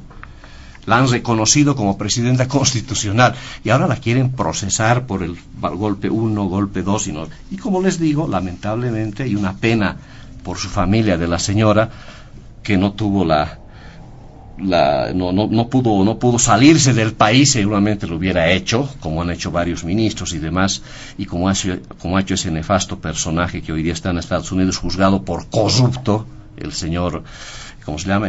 Murillo, ya ni su nombre puedo pronunciar, que además se da la desfachatez de ofrecerse para que se vaya a detención domiciliaria y él ofrecerse para volver al país. No, esas son ya tonteras de un personaje tan complicado por el cual se debería procesar a ese gobierno de la señora Yanine Áñez, pero no por estas cosas, no por estos inventos, no por estas falsedades. La pena es que este es un juicio, otra vez la judicialización de la política, que es lo peor que hemos tenido los últimos 10, 15 años. Y la señora Yanine Áñez es víctima de eso, finalmente. Yo quisiera verla procesada, esta señora, por los delitos o no, esas masacres, las muertes, para que se esclarezcan, pero además no le interesa la masacre de Sacaba, de Sencata, no le interesa. Lo que le interesa es sentarle la mano a esta señora, disciplinar a algunos de la oposición y tener esta banderita para seguir con la retórica del golpe, porque eso no les conviene que caiga eso, porque en la gente quieren cambiar esa opinión y no lo van a poder hacer. Ya a un año de este tipo de especulaciones, la gente en su mayoría sigue creyendo nomás de que ha habido el fraude y no ha habido el tal golpe. Esa es la situación y la señora va a seguir siendo utilizada, pase lo que pase. Así que todos estos juicios, golpe 1, golpe 2, son ficticios. Es el sometimiento terrible de la justicia. Pase lo que pase con estos juicios, le abran otros más, está clara la sentencia cuál es contra la señora Yanine Áñez. Ella tiene que estar presa mientras yo esté de jefe del MAS. Mientras yo sea gobierno, esta señora tiene que estar presa. Esa es la sentencia que se ha dictado sobre la señora Yanine. Una pena que ella tenga que ser la víctima de todo esto, pero también la responsable, y ojalá en algún momento se encauce adecuadamente estos juicios de responsabilidades sobre la señora Yanine Áñez y su gobierno para responder por esas muertes y esclarecer esas muertes penosas que han sucedido en Sacaba y Sencata especialmente. Muy bien, vamos a realizar, al igual que en el primer punto, una segunda ronda, no solamente para establecer algunas puntualizaciones respecto a lo que se dijo en este segundo punto, quizá incorporar un elemento colateral. Cuando se hace referencia a que, por ejemplo, se cambia la estrategia en el tratamiento o en los pedidos que se habían realizado en su momento en contra de la expresidente Áñez. Si bien este caso del golpe 2 está avanzando en el marco de la vía ordinaria, hubo intentos del propio movimiento al socialismo de viabilizar juicios de responsabilidades por Sacaba y Sencata, como se había enunciado. Hay la proposición acusatoria, también acerca de otros casos. La justicia recientemente ha determinado que en el caso Eva, por ejemplo, deba ser procesada por juicio de responsabilidades. Pero al parecer la situación ha cambiado, porque los opositores en su momento decían no debía, iban a viabilizar, ponían sus reparos a otorgar los votos correspondientes para que se active el juicio de responsabilidades. Pero ahora el MAS ya no quiere este juicio de responsabilidades. Quizá hacer también referencia a este elemento a nuestros tres invitados. Don Julio Alvarado, para realizar esas puntualizaciones y también este elemento adicional. Brevemente sobre este elemento adicional, es claro, y me voy a remitir a las declaraciones del ministro de Justicia Lima. Él fue claro y dijo, no tenemos los 2/3, y por eso no la podemos juzgar, ¿no? Porque ¿cuál era el planteamiento? Y eso nosotros, como el Comité Nacional de Defensa de la Democracia, dijimos, pues bien, señores, enjuicienla a la señora Yanine Áñez, que vaya a un juicio de responsabilidades. Pero también, pues, enjuicienlo al señor Evo Morales. O sea, aquí el señor Evo Morales es santo, nadie lo llama a declarar. Eso es lo peor que puede suceder en un Estado supuestamente democrático. No estamos en un Estado democrático. Primer elemento. Vuelvo a coincidir con el diputado Ángelo Céspedes, cuando él afirma y expresa su molestia, ¿no? Dice, ¿y por qué esos exministros no fueron a declarar? Coincidimos. Ángelo, que hay gente cobarde. Yo, por ejemplo, exigiría que el señor Ortiz, que fue uno de los de los personajes más importantes de ese gobierno, vaya a declarar y se niega. Y la dejan sola la señora Áñez. ¡Qué cobardía! ¡Qué cobardía de su parte! ¿No? Pero donde no estoy de acuerdo con Ángelo, él dice, a ver, vamos a ver qué dirá el Tribunal Constitucional, y que lo que está haciendo la defensa de la señora Áñez es chicanería. Mi estimado diputado, no es así. Yo le voy a dar un solo ejemplo para que usted vea que la chicanería viene de otra parte. No sé si ayer o antes de ayer, la presidenta legítima de la Asamblea Permanente de Derechos Humanos, doña Amparo Carvajal, quiso visitarla a la señora Áñez. O sea, todos, usted sabe como legislador muy bien, todos los presos tienen derecho a recibir una visita, ¿sí o no? Y se le prohíbe ingresar a la cárcel de mujeres en Miraflores. O sea, una violación clara de los derechos humanos de la señora Áñez. Si alguien quiere visitarle, y más que todo la presidenta de la Asamblea Permanente de Derechos Humanos de Bolivia, deberían abrir las puertas. Pase usted, vea usted cómo le estamos tratando a esta señora, pero no, le prohíbe. O sea, esa es chicanería. No respetar además derechos fundamentales que tienen las personas. Ahora, si usted dice, esperemos lo que diga el Tribunal Constitucional, ¿qué confianza tenemos en ese Tribunal Constitucional? ¿No? El Tribunal Constitucional sacó un comunicado señalando que la sucesión era constitucional de la señora Áñez. ¿Y ahora qué va a decir? ¿Por qué ese Tribunal Constitucional después apañó la nueva candidatura de Evo Morales cuando no debería haber candidateado? ¿Por qué no se lo enjuicia al señor Evo Morales por haber violado el referéndum? Aquí nuestro querido amigo Fabián Yacic hace referencia a una encuesta. Le van a decir, esa encuesta es manipulada. Yo no me voy a basar en una encuesta, yo me voy a basar en el referéndum del 21 de febrero del 2016.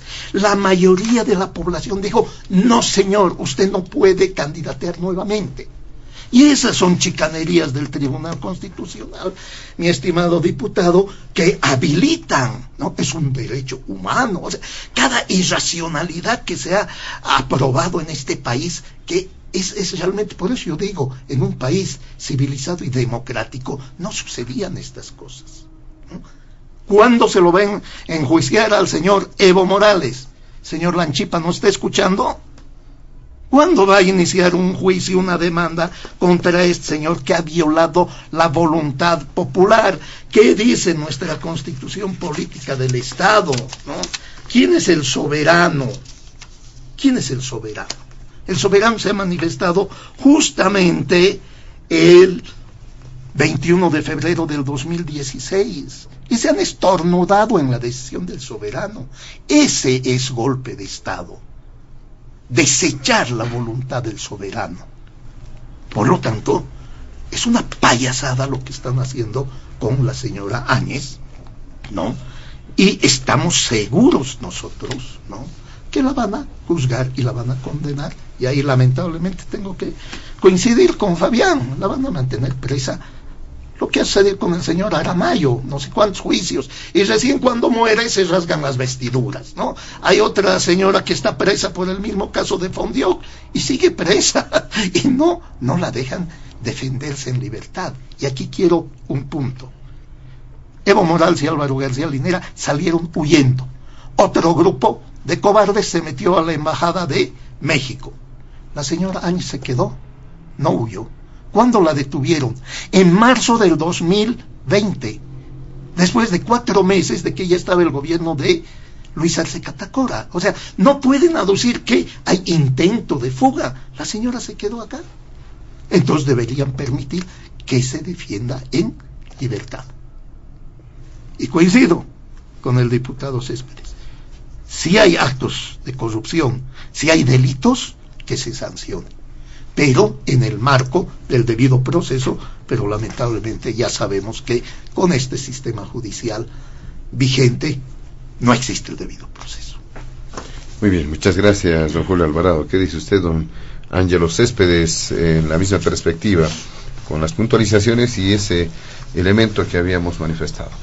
Bien, estuve escuchando muy atentamente una retórica, ¿no?, que fue la retórica que metieron en el 2019, ¿no?, cuando empezaron a mentirle al pueblo boliviano con un supuesto fraude.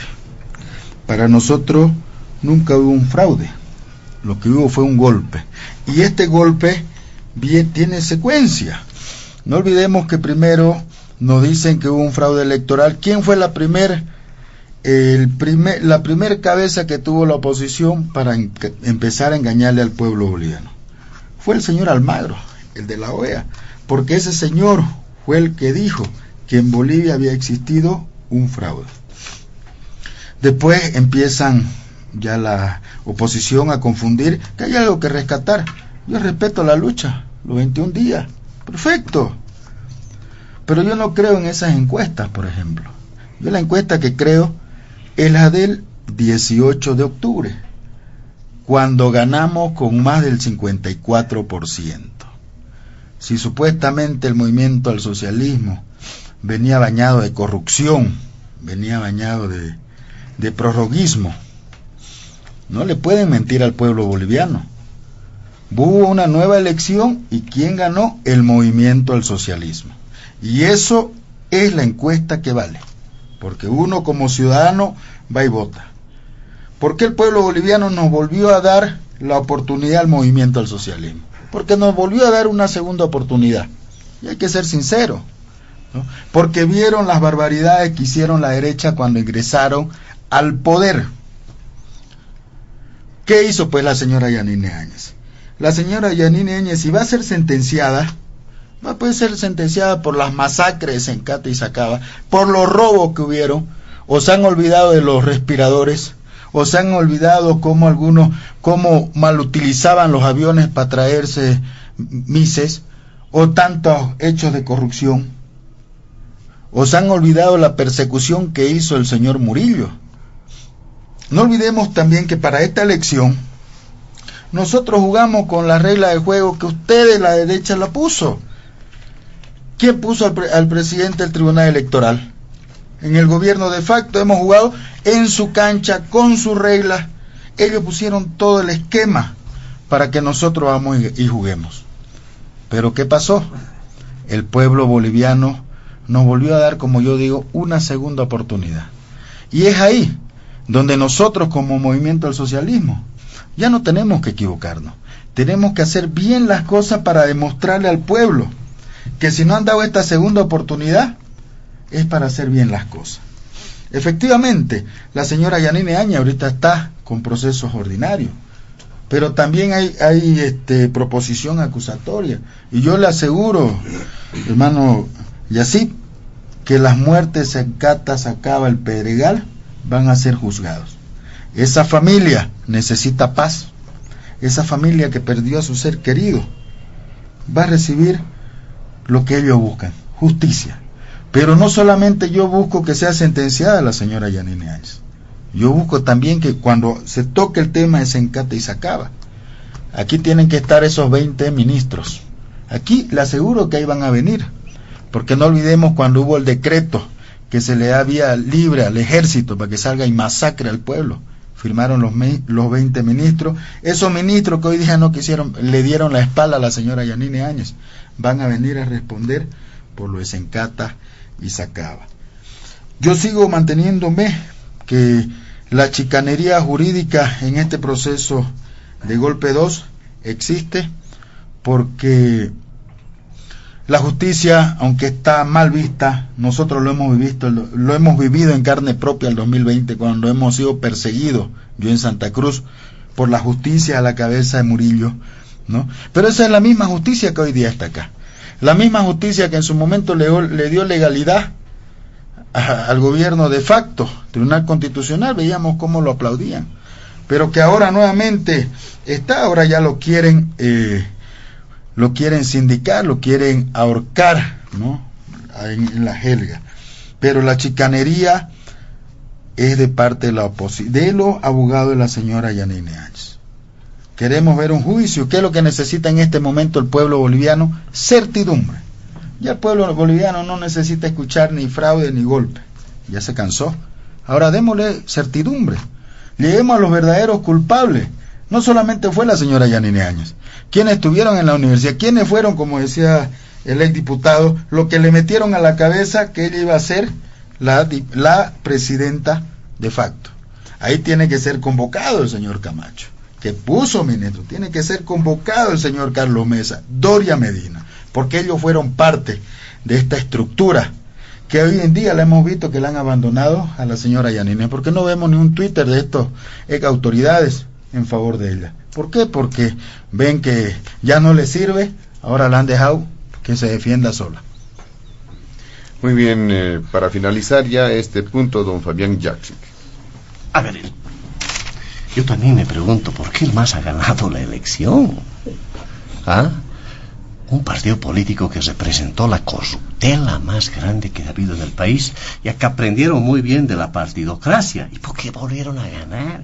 Y ahí pues, históricamente se cometen errores, porque el primer error que cometió la señora Yanine Áñez, si por algo habría que juzgarla, es por incompetente, por desorientada, por desubicada.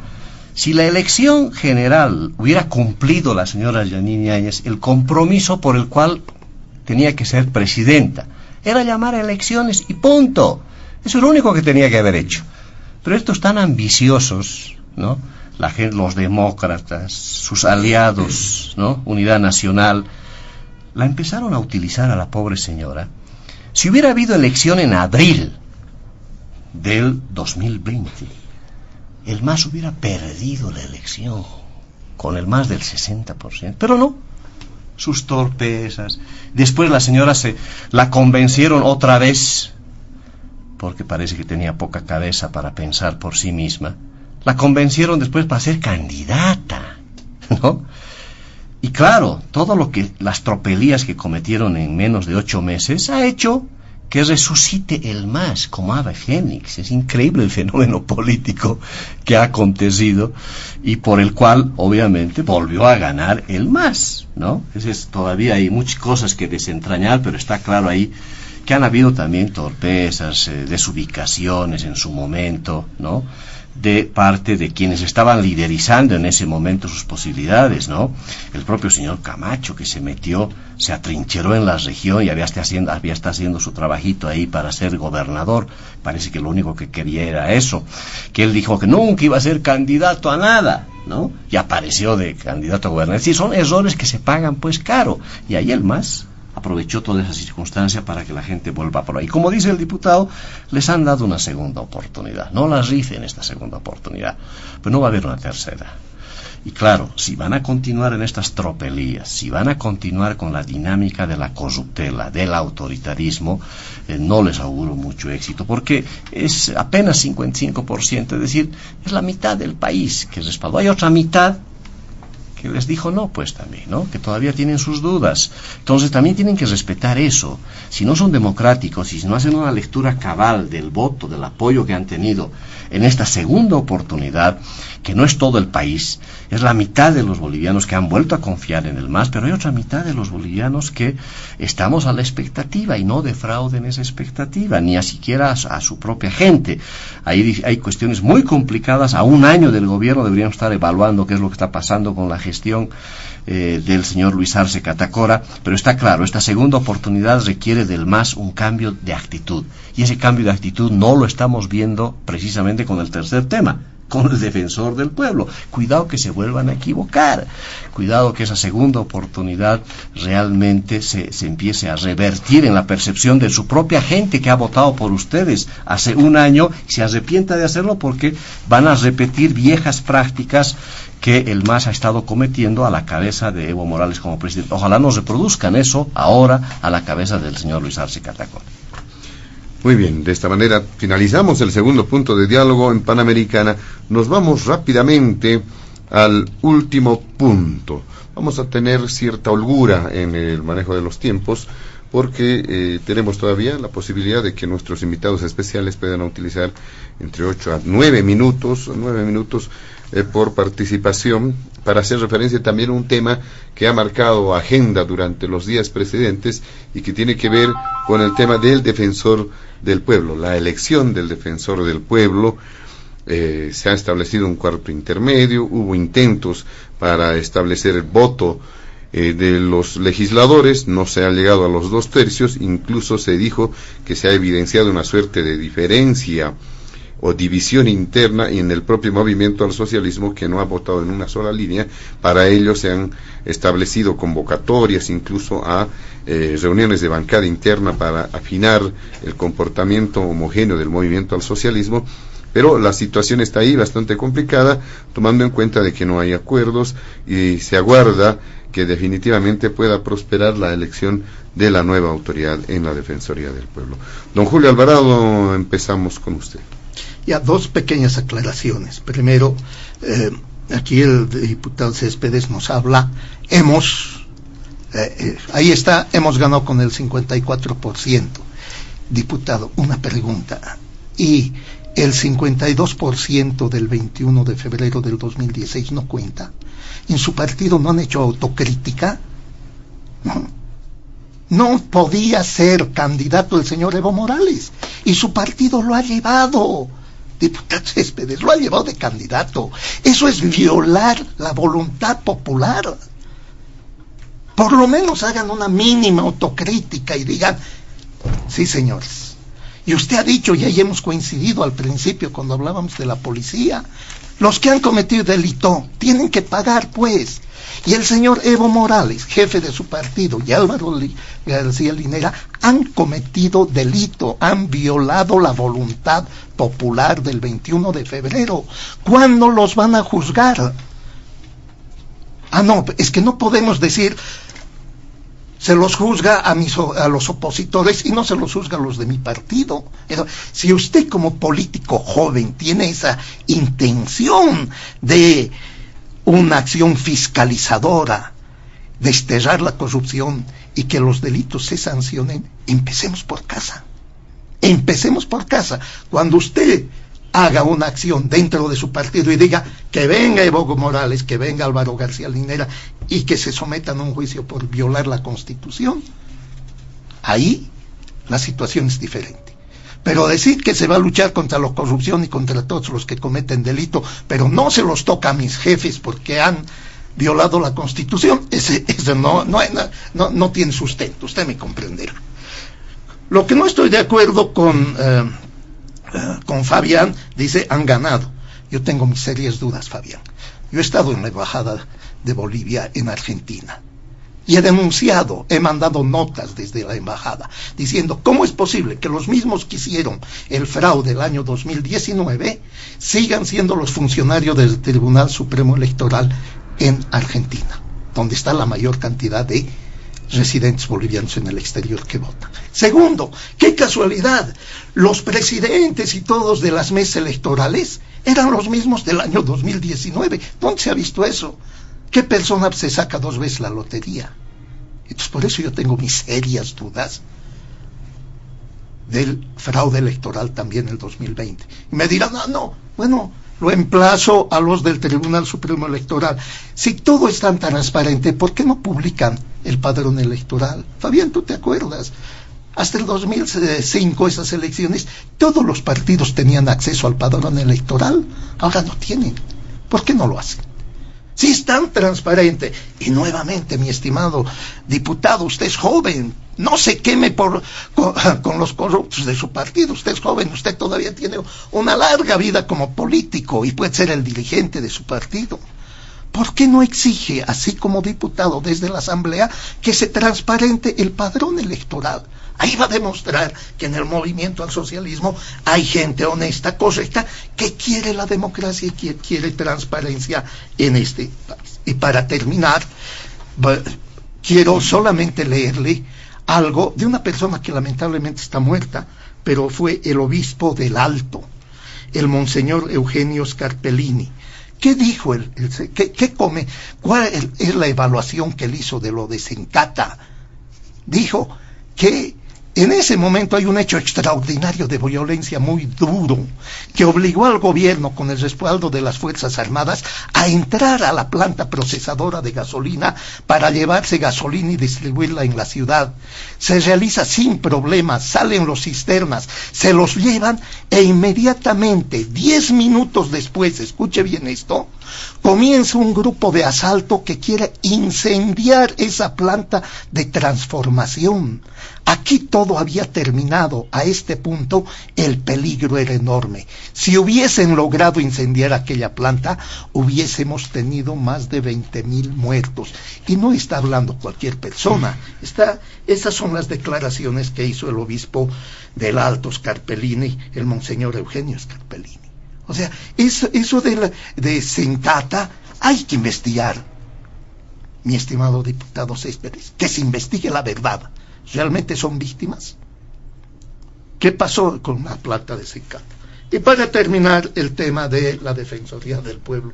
Ya sabemos, el MAS no puede aceptar un defensor o una defensora del pueblo que sea independiente. ¿Por qué? Porque una persona honesta y correcta lo que va a hacer es defender los derechos humanos de los ciudadanos. ¿Quién viola los derechos humanos? Esto enseñamos nosotros en la universidad, ¿no? Yo como ciudadano no violo los derechos humanos de otra persona, cometo delito. El único que viola derechos humanos son las instituciones del Estado. Entonces el defensor del pueblo defiende al pueblo frente a atrocidades y irregularidades que vienen desde el Estado. Esa es su función. Y vamos a poner a un afín al MAS como defensor del pueblo, como la última o el último y antepenúltimo defensor del pueblo. No, pues, otra vez es una irracionalidad. Si actúan tan bien en el marco de la ley, el movimiento al socialismo no tendría temor de un defensor del pueblo, pero saben que no actúan así. Por eso también la muerte del señor Aramayo, ese asesinato judicial que se ha dado. Entonces ya está cantado. El MAS quiere un defensor del pueblo afín y que lo pueda manipular como está manipulando los últimos años la Defensoría del Pueblo. Muy bien, le damos la palabra al diputado Ángelo Céspedes, que además ha estado participando a nivel de la sesión del Pleno de la Asamblea Legislativa Plurinacional, donde se ha intentado por algunas ocasiones lograr los 2/3 de voto para la elección del defensor del pueblo, aunque obviamente no se lo ha logrado. ¿Cuál es la evaluación? ¿Qué es lo que va a ocurrir incluso en adelante? ¿Cómo se pueden llegar a obtener los 2/3 de voto en este último punto? Diputado Ángelo Céspedes. Bien, muchísimas gracias. Solamente para aclararle aquí al amigo Alvarado, no se olviden pues que las elecciones, la que ganamos con el 54%, ustedes eran pues los que tenían el árbitro, Tribunal Electoral. ¿Acaso no pidieron limpiar el padrón electoral porque supuestamente hubo un fraude? ¿No lo limpiaron acaso? ¿Acaso no estuvieron más de un año viendo que todo sea transparente? Ustedes pusieron los árbitros, ustedes pusieron las mesas, ustedes pusieron los delegados, porque ¿quién lo colocó al presidente del Tribunal Electoral? ¿Acaso no fue la presidenta de facto? También algo que no comparto con usted. Usted está justificando las muertes de Sencata, refiriendo a un jerarca de la iglesia que dijeron que iban a morir más de 20.000 personas. O sea que porque no iban a morir más de 20.000 personas, tuvieron que matar a estos ciudadanos. Yo no comparto. Para mí la vida es lo principal, y el derecho principal que tenemos los seres humanos es el derecho a la vida, ¿no? Ahora vámonos al tema. Hace más de 2 siglos que se habla ya sobre el defensor del pueblo en Suecia, ¿no? Antes se le llamaba portavoz de quejas. ¿Qué es el defensor del pueblo para que la población boliviana sepa? La Defensoría del Pueblo es una institución que fue creada por mandato constitucional en 1997. ¿Cuál es su misión del defensor del pueblo? Que el Estado y la sociedad hagan del respeto y la defensa de los derechos humanos una opción de vida, de pensamiento y acción, de manera individual y colectiva. El artículo 2.18 de la Constitución Política del Estado nos habla qué es lo que tiene que ser el defensor del pueblo, cuáles son sus principios de un defensor del pueblo: justicia, compromiso, transparencia institucional. Lo que ha sucedido el día de ayer en la elección del defensor del pueblo, ¿no?, es parte de la democracia, ¿no? Nos dicen que el movimiento al socialismo todos son autoritarismo, que todos van en una línea. No, nosotros ejercemos el derecho al voto a decir a quién vamos a elegir, y lamentamos mucho que la oposición hubiera querido boicotear. Lo digo porque no olvidemos que la oposición, justamente con el movimiento al socialismo, se llegó a un acuerdo para llevar adelante la elección al defensor del pueblo, donde las tres fuerzas firmaron el compromiso y así se aprobó la ley a elección. Pero ¿qué resulta?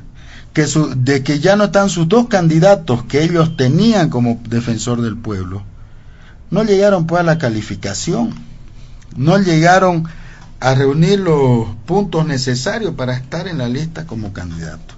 Y eso lo vimos el día de ayer, porque en la misma comisión no solamente estaba la gente del movimiento del socialismo, también estaba gente de Comunidad Ciudadana, y creemos que los mismos diputados también dijeron que la preselección fue llevada de acuerdo a las normas y a la convocatoria. ¿Quiénes lo dijeron? Los diputados de oposición. Y eso es lo lindo, que está grabado en la Cámara de Diputados, porque todas las sesiones son públicas, ¿no? Hoy día tuvimos hasta las casi más de 16 horas debatiendo, fuimos a 2 elecciones, ¿no? Pero la democracia, la ley nos dice que tenemos que tener 2/3 para elegir al nuevo defensor del pueblo. De tan cansado que estamos, ha llamado un cuarto intermedio, ¿no?, donde tenemos que seguir. Yo creo que es momento histórico. Yo soy de la idea que el defensor del pueblo no tiene que defender a ningún partido político, tiene que basarse a las normas, tiene que ser pues el que nos defienda, ¿no?, el que el ciudadano se sienta identificado con esa institución. Es por ello que yo pido a las bancadas de oposición que, por bien no del color político del que vengamos, sino que por el bien de Bolivia, tenemos que darle una vez por todas a un defensor del pueblo, porque no podemos estar en interinato. Muy bien, muchas gracias, diputado Ángelo Céspedes. ¿Qué dice usted, don Fabián Jaksic? A ver, después de doña Ana María Romero de Campero, una personalidad reconocida, que le dio jerarquía, que le dio transparencia, le dio ética a el defensor del pueblo. Quienes no la recordamos a doña Ana María Romero, que nos ha entregado moralidad, nos ha entregado sacrificio, nos ha entregado lucha, y nos ha entregado una razón por la cual se ha creado la Defensoría del Pueblo, que tiene que ser por excelencia una entidad absolutamente independiente del Estado en su conjunto, no solamente del gobierno nacional, de todo el Estado, niveles subnacionales, entidades desconcentradas, órgano judicial, etcétera, etcétera, etcétera. Es el llamado a defender al pueblo. Si hubiéramos tenido una Defensoría del Pueblo los últimos años, no hubiera muerto don Marco Antonio Aramayo. Yo creo que en homenaje a él, que ha confiado en la justicia. Él era masista.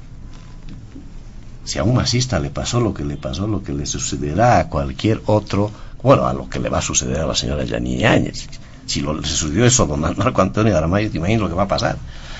Si hubiera habido Defensoría del Pueblo, no hubiera muerto el señor Marco Antonio Aramayo. Esa era la obligación del defensor del pueblo, defender a aquellos ciudadanos que están sometidos a el autoritarismo, a la violación de derechos humanos por parte del Estado, de sus órganos del Estado.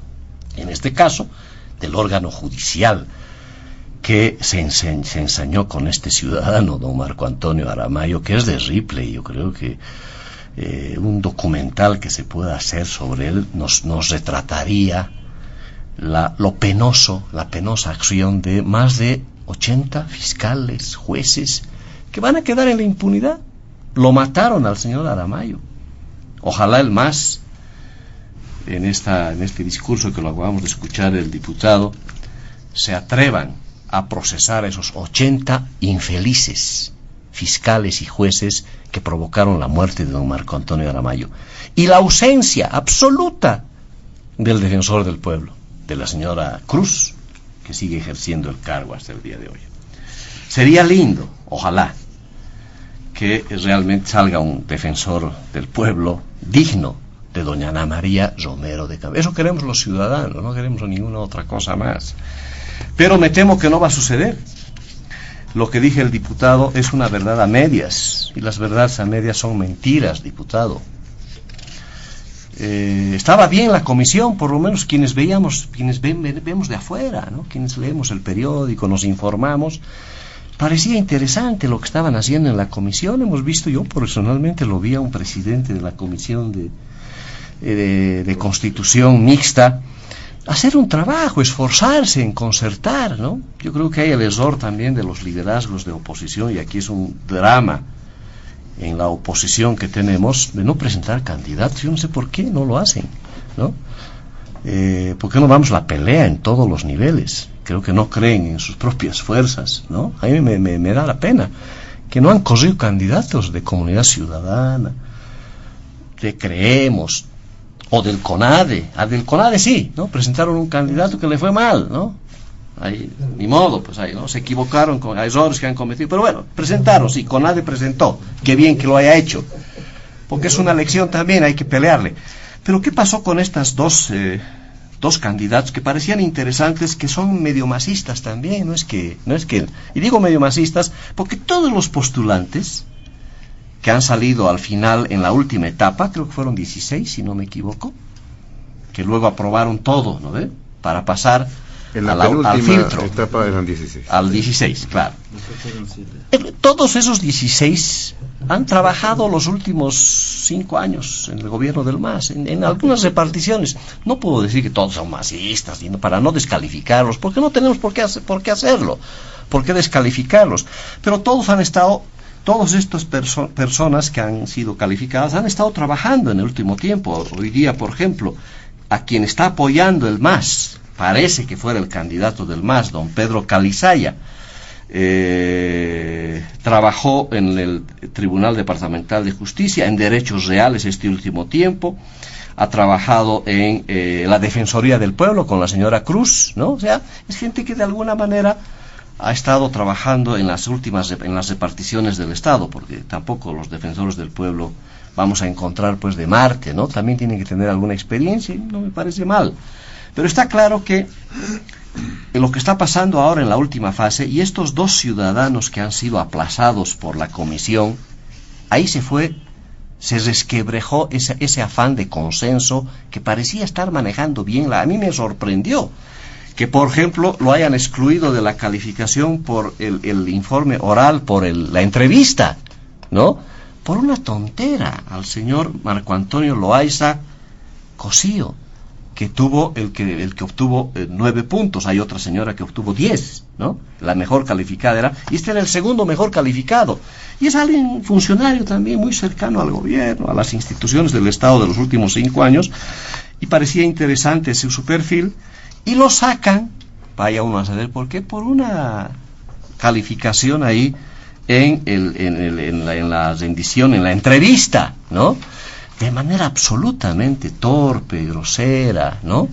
Lo sacaron sin más ni menos, sin más trámite, cuando lo lógico era que en ese consenso que hemos visto desde afuera, y me pareció, yo lo he visto en la televisión, no lo conozco a este senador, creo que es, que dirige la comisión, pareció bien intencionado, ¿no? Y creo que así lo han reconocido también los de Comunidad Ciudadana. He escuchado declaraciones de Comunidad Ciudadana, los mismos de Creemos han reconocido el trabajo de esta comisión. Entonces todo parecía ser alentador.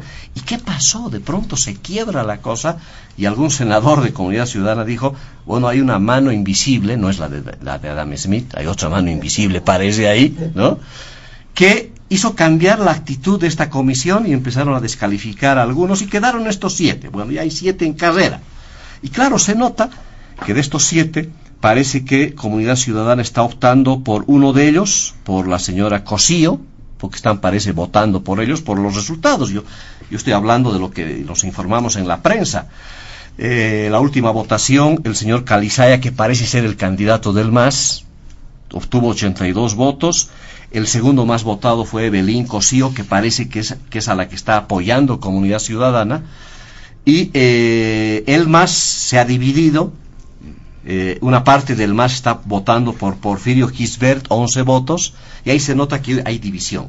Pero también hay división en la oposición, ¿no? Que es una cosa rara, ¿no? Los de Creemos han optado por el voto blanco, ¿no? Entonces ahí ya vaya uno a saber por qué están actuando de esta manera. Lo cierto es que no hay los 2/3. Por estos deslices de último momento, que fue una pena, ¿no? Porque quién sabe si no hubiera pasado aquello, por ahí hubieran podido encontrar los 2/3 de la mejor manera, sin estas torpezas de último momento que según dice la prensa. Yo me estoy remitiendo a lo que dice la prensa por la descalificación de algunas personas. Ahora, obviamente va a ser complicado tener los 2/3. La próxima semana entiendo que convocarán pues a una tercera votación, y la Constitución y las normas del juego es que no tienen límite, pues, ¿no? Van a tener que votar las veces que tengan que votar hasta lograr los 2/3, y si no, me temo que el MAS tiene la otra jugada, la otra carta bajo la manga, de mantenerse el interinato, ¿no? Eso es lo que va a determinar finalmente si no hay los 2/3, que es una pena, porque la ciudadanía está pidiéndole al MAS que tuvieron una segunda oportunidad, no se aplacen, hagan un esfuerzo por elegir a un defensor del pueblo y que les respeten su independencia para evitar otros Marco Antonio Aramayos en el país. No queremos más abuso del Poder Judicial, no queremos más abuso de las autoridades, no queremos abuso del Estado. Para eso es el defensor del pueblo, no para defender al Estado, no para defender a un partido político, para defender a la ciudadanía de la violación de sus derechos humanos. Si no, no tiene sentido un defensor del pueblo. Para lo mejor no tengamos defensoría del pueblo, pues, ¿no?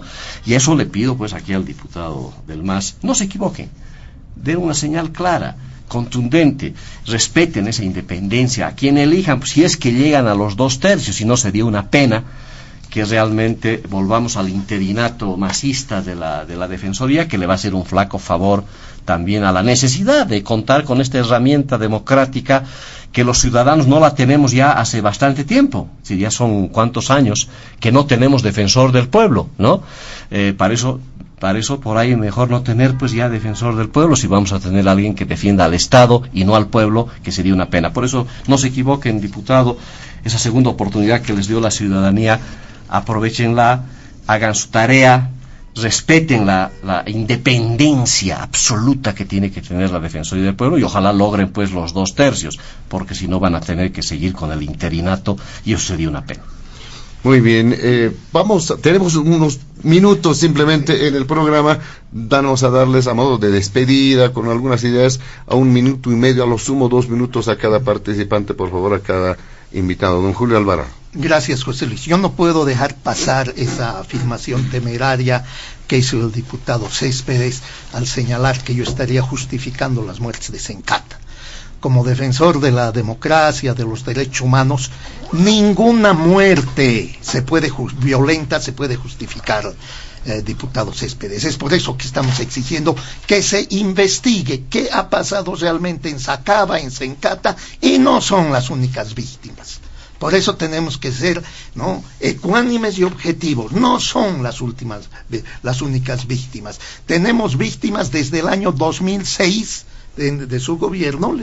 Solamente en Guanuni murieron más de 17 trabajadores mineros. ¿Se ha investigado? No. En Cochabamba murieron 3. En La Calancha, en Sucre murieron. Esos muertos no cuentan.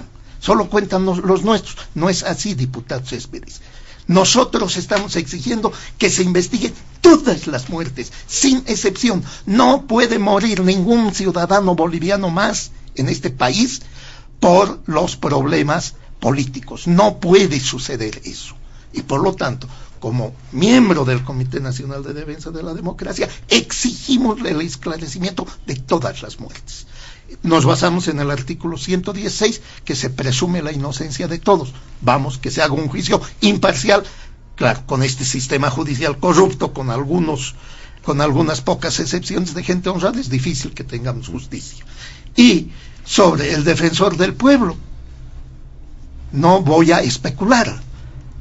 El movimiento al socialismo, después de que dejó de ser el defensor del pueblo, don Rolando Villena, que fue después miembro del CONADE, no hemos tenido un verdadero defensor del pueblo, sino un defensor del movimiento al socialismo. Muy bien, sus últimos criterios, 1 minuto y medio, diputado Ángelo Céspedes, a modo de despedida incluso. Mire, si el colega Alvarado hubiera expresado de esa manera, no le hubiera respondido. Pero usted habló del jerarca de la iglesia del Alto, habló exclusivamente del Alto, donde iban a haber más de 20,000 personas muertas, y le dije entonces, o sea que tenían que haber matado a algunos cuantos, y no hay que justificar la muerte. Ese es el tema. Si usted hubiera dicho lo que dijo ahorita, le aseguro que no le hubiera respondido. Ahora el tema del defensor del pueblo no está en nuestras manos, está en manos de los bancadas de oposición. El tema de las calificaciones, ahí están las puntuaciones, ¿no? Y si alguien pues dejaron fuera del camino fue porque ha debido cometer algún error, ¿no? Por eso lo sacaron. Ahora depende de la bancada de Comunidad Ciudadana y de Creemos. Está en manos de ellos de que hagamos de una vez por todas que haya un defensor del pueblo digno, cualquiera que salga. Yo soy de la idea que no tenemos que juzgar a las personas sin darle primero el chance de una oportunidad. Al que salga, démosle la oportunidad y que se basa en las normas y en las leyes. Muchísimas gracias por estos minutos. Muchas gracias, diputado Ángelo Céspedes. Ahora sí, para finalizar, don Fabián Jackson. Bueno, sería una pena que no salga un defensor del pueblo como debe ser, electo de acuerdo a la Constitución. Ojalá encuentren los 2 tercios, no sé cómo lo van a hacer. Por estas torpezas al final de la comisión que excluyeron a algunos, tienen que tener también pues ingeniería de concertación. El MAS no está acostumbrado, poco acostumbrado a concertar, ¿no?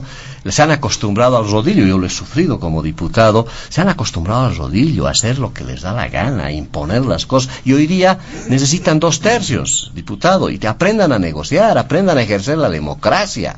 Ese es un aprendizaje. Yo entiendo pues que 14 años se han acostumbrado a todo lo contrario, les cuesta ser democráticos, es difícil pues, es más fácil ser autoritarios, pero hagan un esfuerzo pues, ¿no? No descarguen solamente en otros, porque democracia es corresponsabilidad pues, no, ábranse, aprendan a negociar, aprendan a ejercer la democracia. Eso es lo que les pedimos. Está en puertas reformas profundas. El defensor del pueblo debería ser un primer paso. El segundo es la reforma de la justicia, por Dios. No se equivoquen, 1 año ya de gobierno y no hay ninguna señal para cambiar la justicia. Esta es una deuda pendiente para la ciudadanía. Por eso yo vuelvo a traer acá la figura de don Marco Antonio Aramayo, que me duele mucho lo que le ha sucedido a ese ciudadano y que no puede volver a suceder. Por eso necesitamos un defensor del pueblo absolutamente independiente, ético, y a eso deberían apuntar. Muy bien. De esta manera, amigos de todo el país, llegamos a la finalización de Diálogo en Panamericana. Agradecemos la presencia de nuestros amables invitados de este fin de semana, al analista y miembro del CONADE, don Julio Alvarado, al diputado del MAS, Ángelo Céspedes, y también al ex diputado nacional, don Fabián Jackson. A nombre de la dirección de Panamericana, la planta ejecutiva y quien les habla, José Luis Flores, el compromiso de que el programa retorna el siguiente fin de semana. Permiso. Diálogo en Panamericana.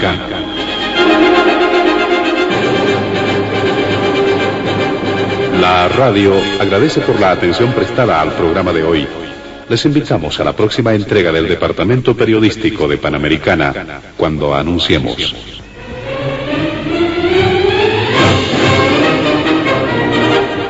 Diálogo en Panamericana.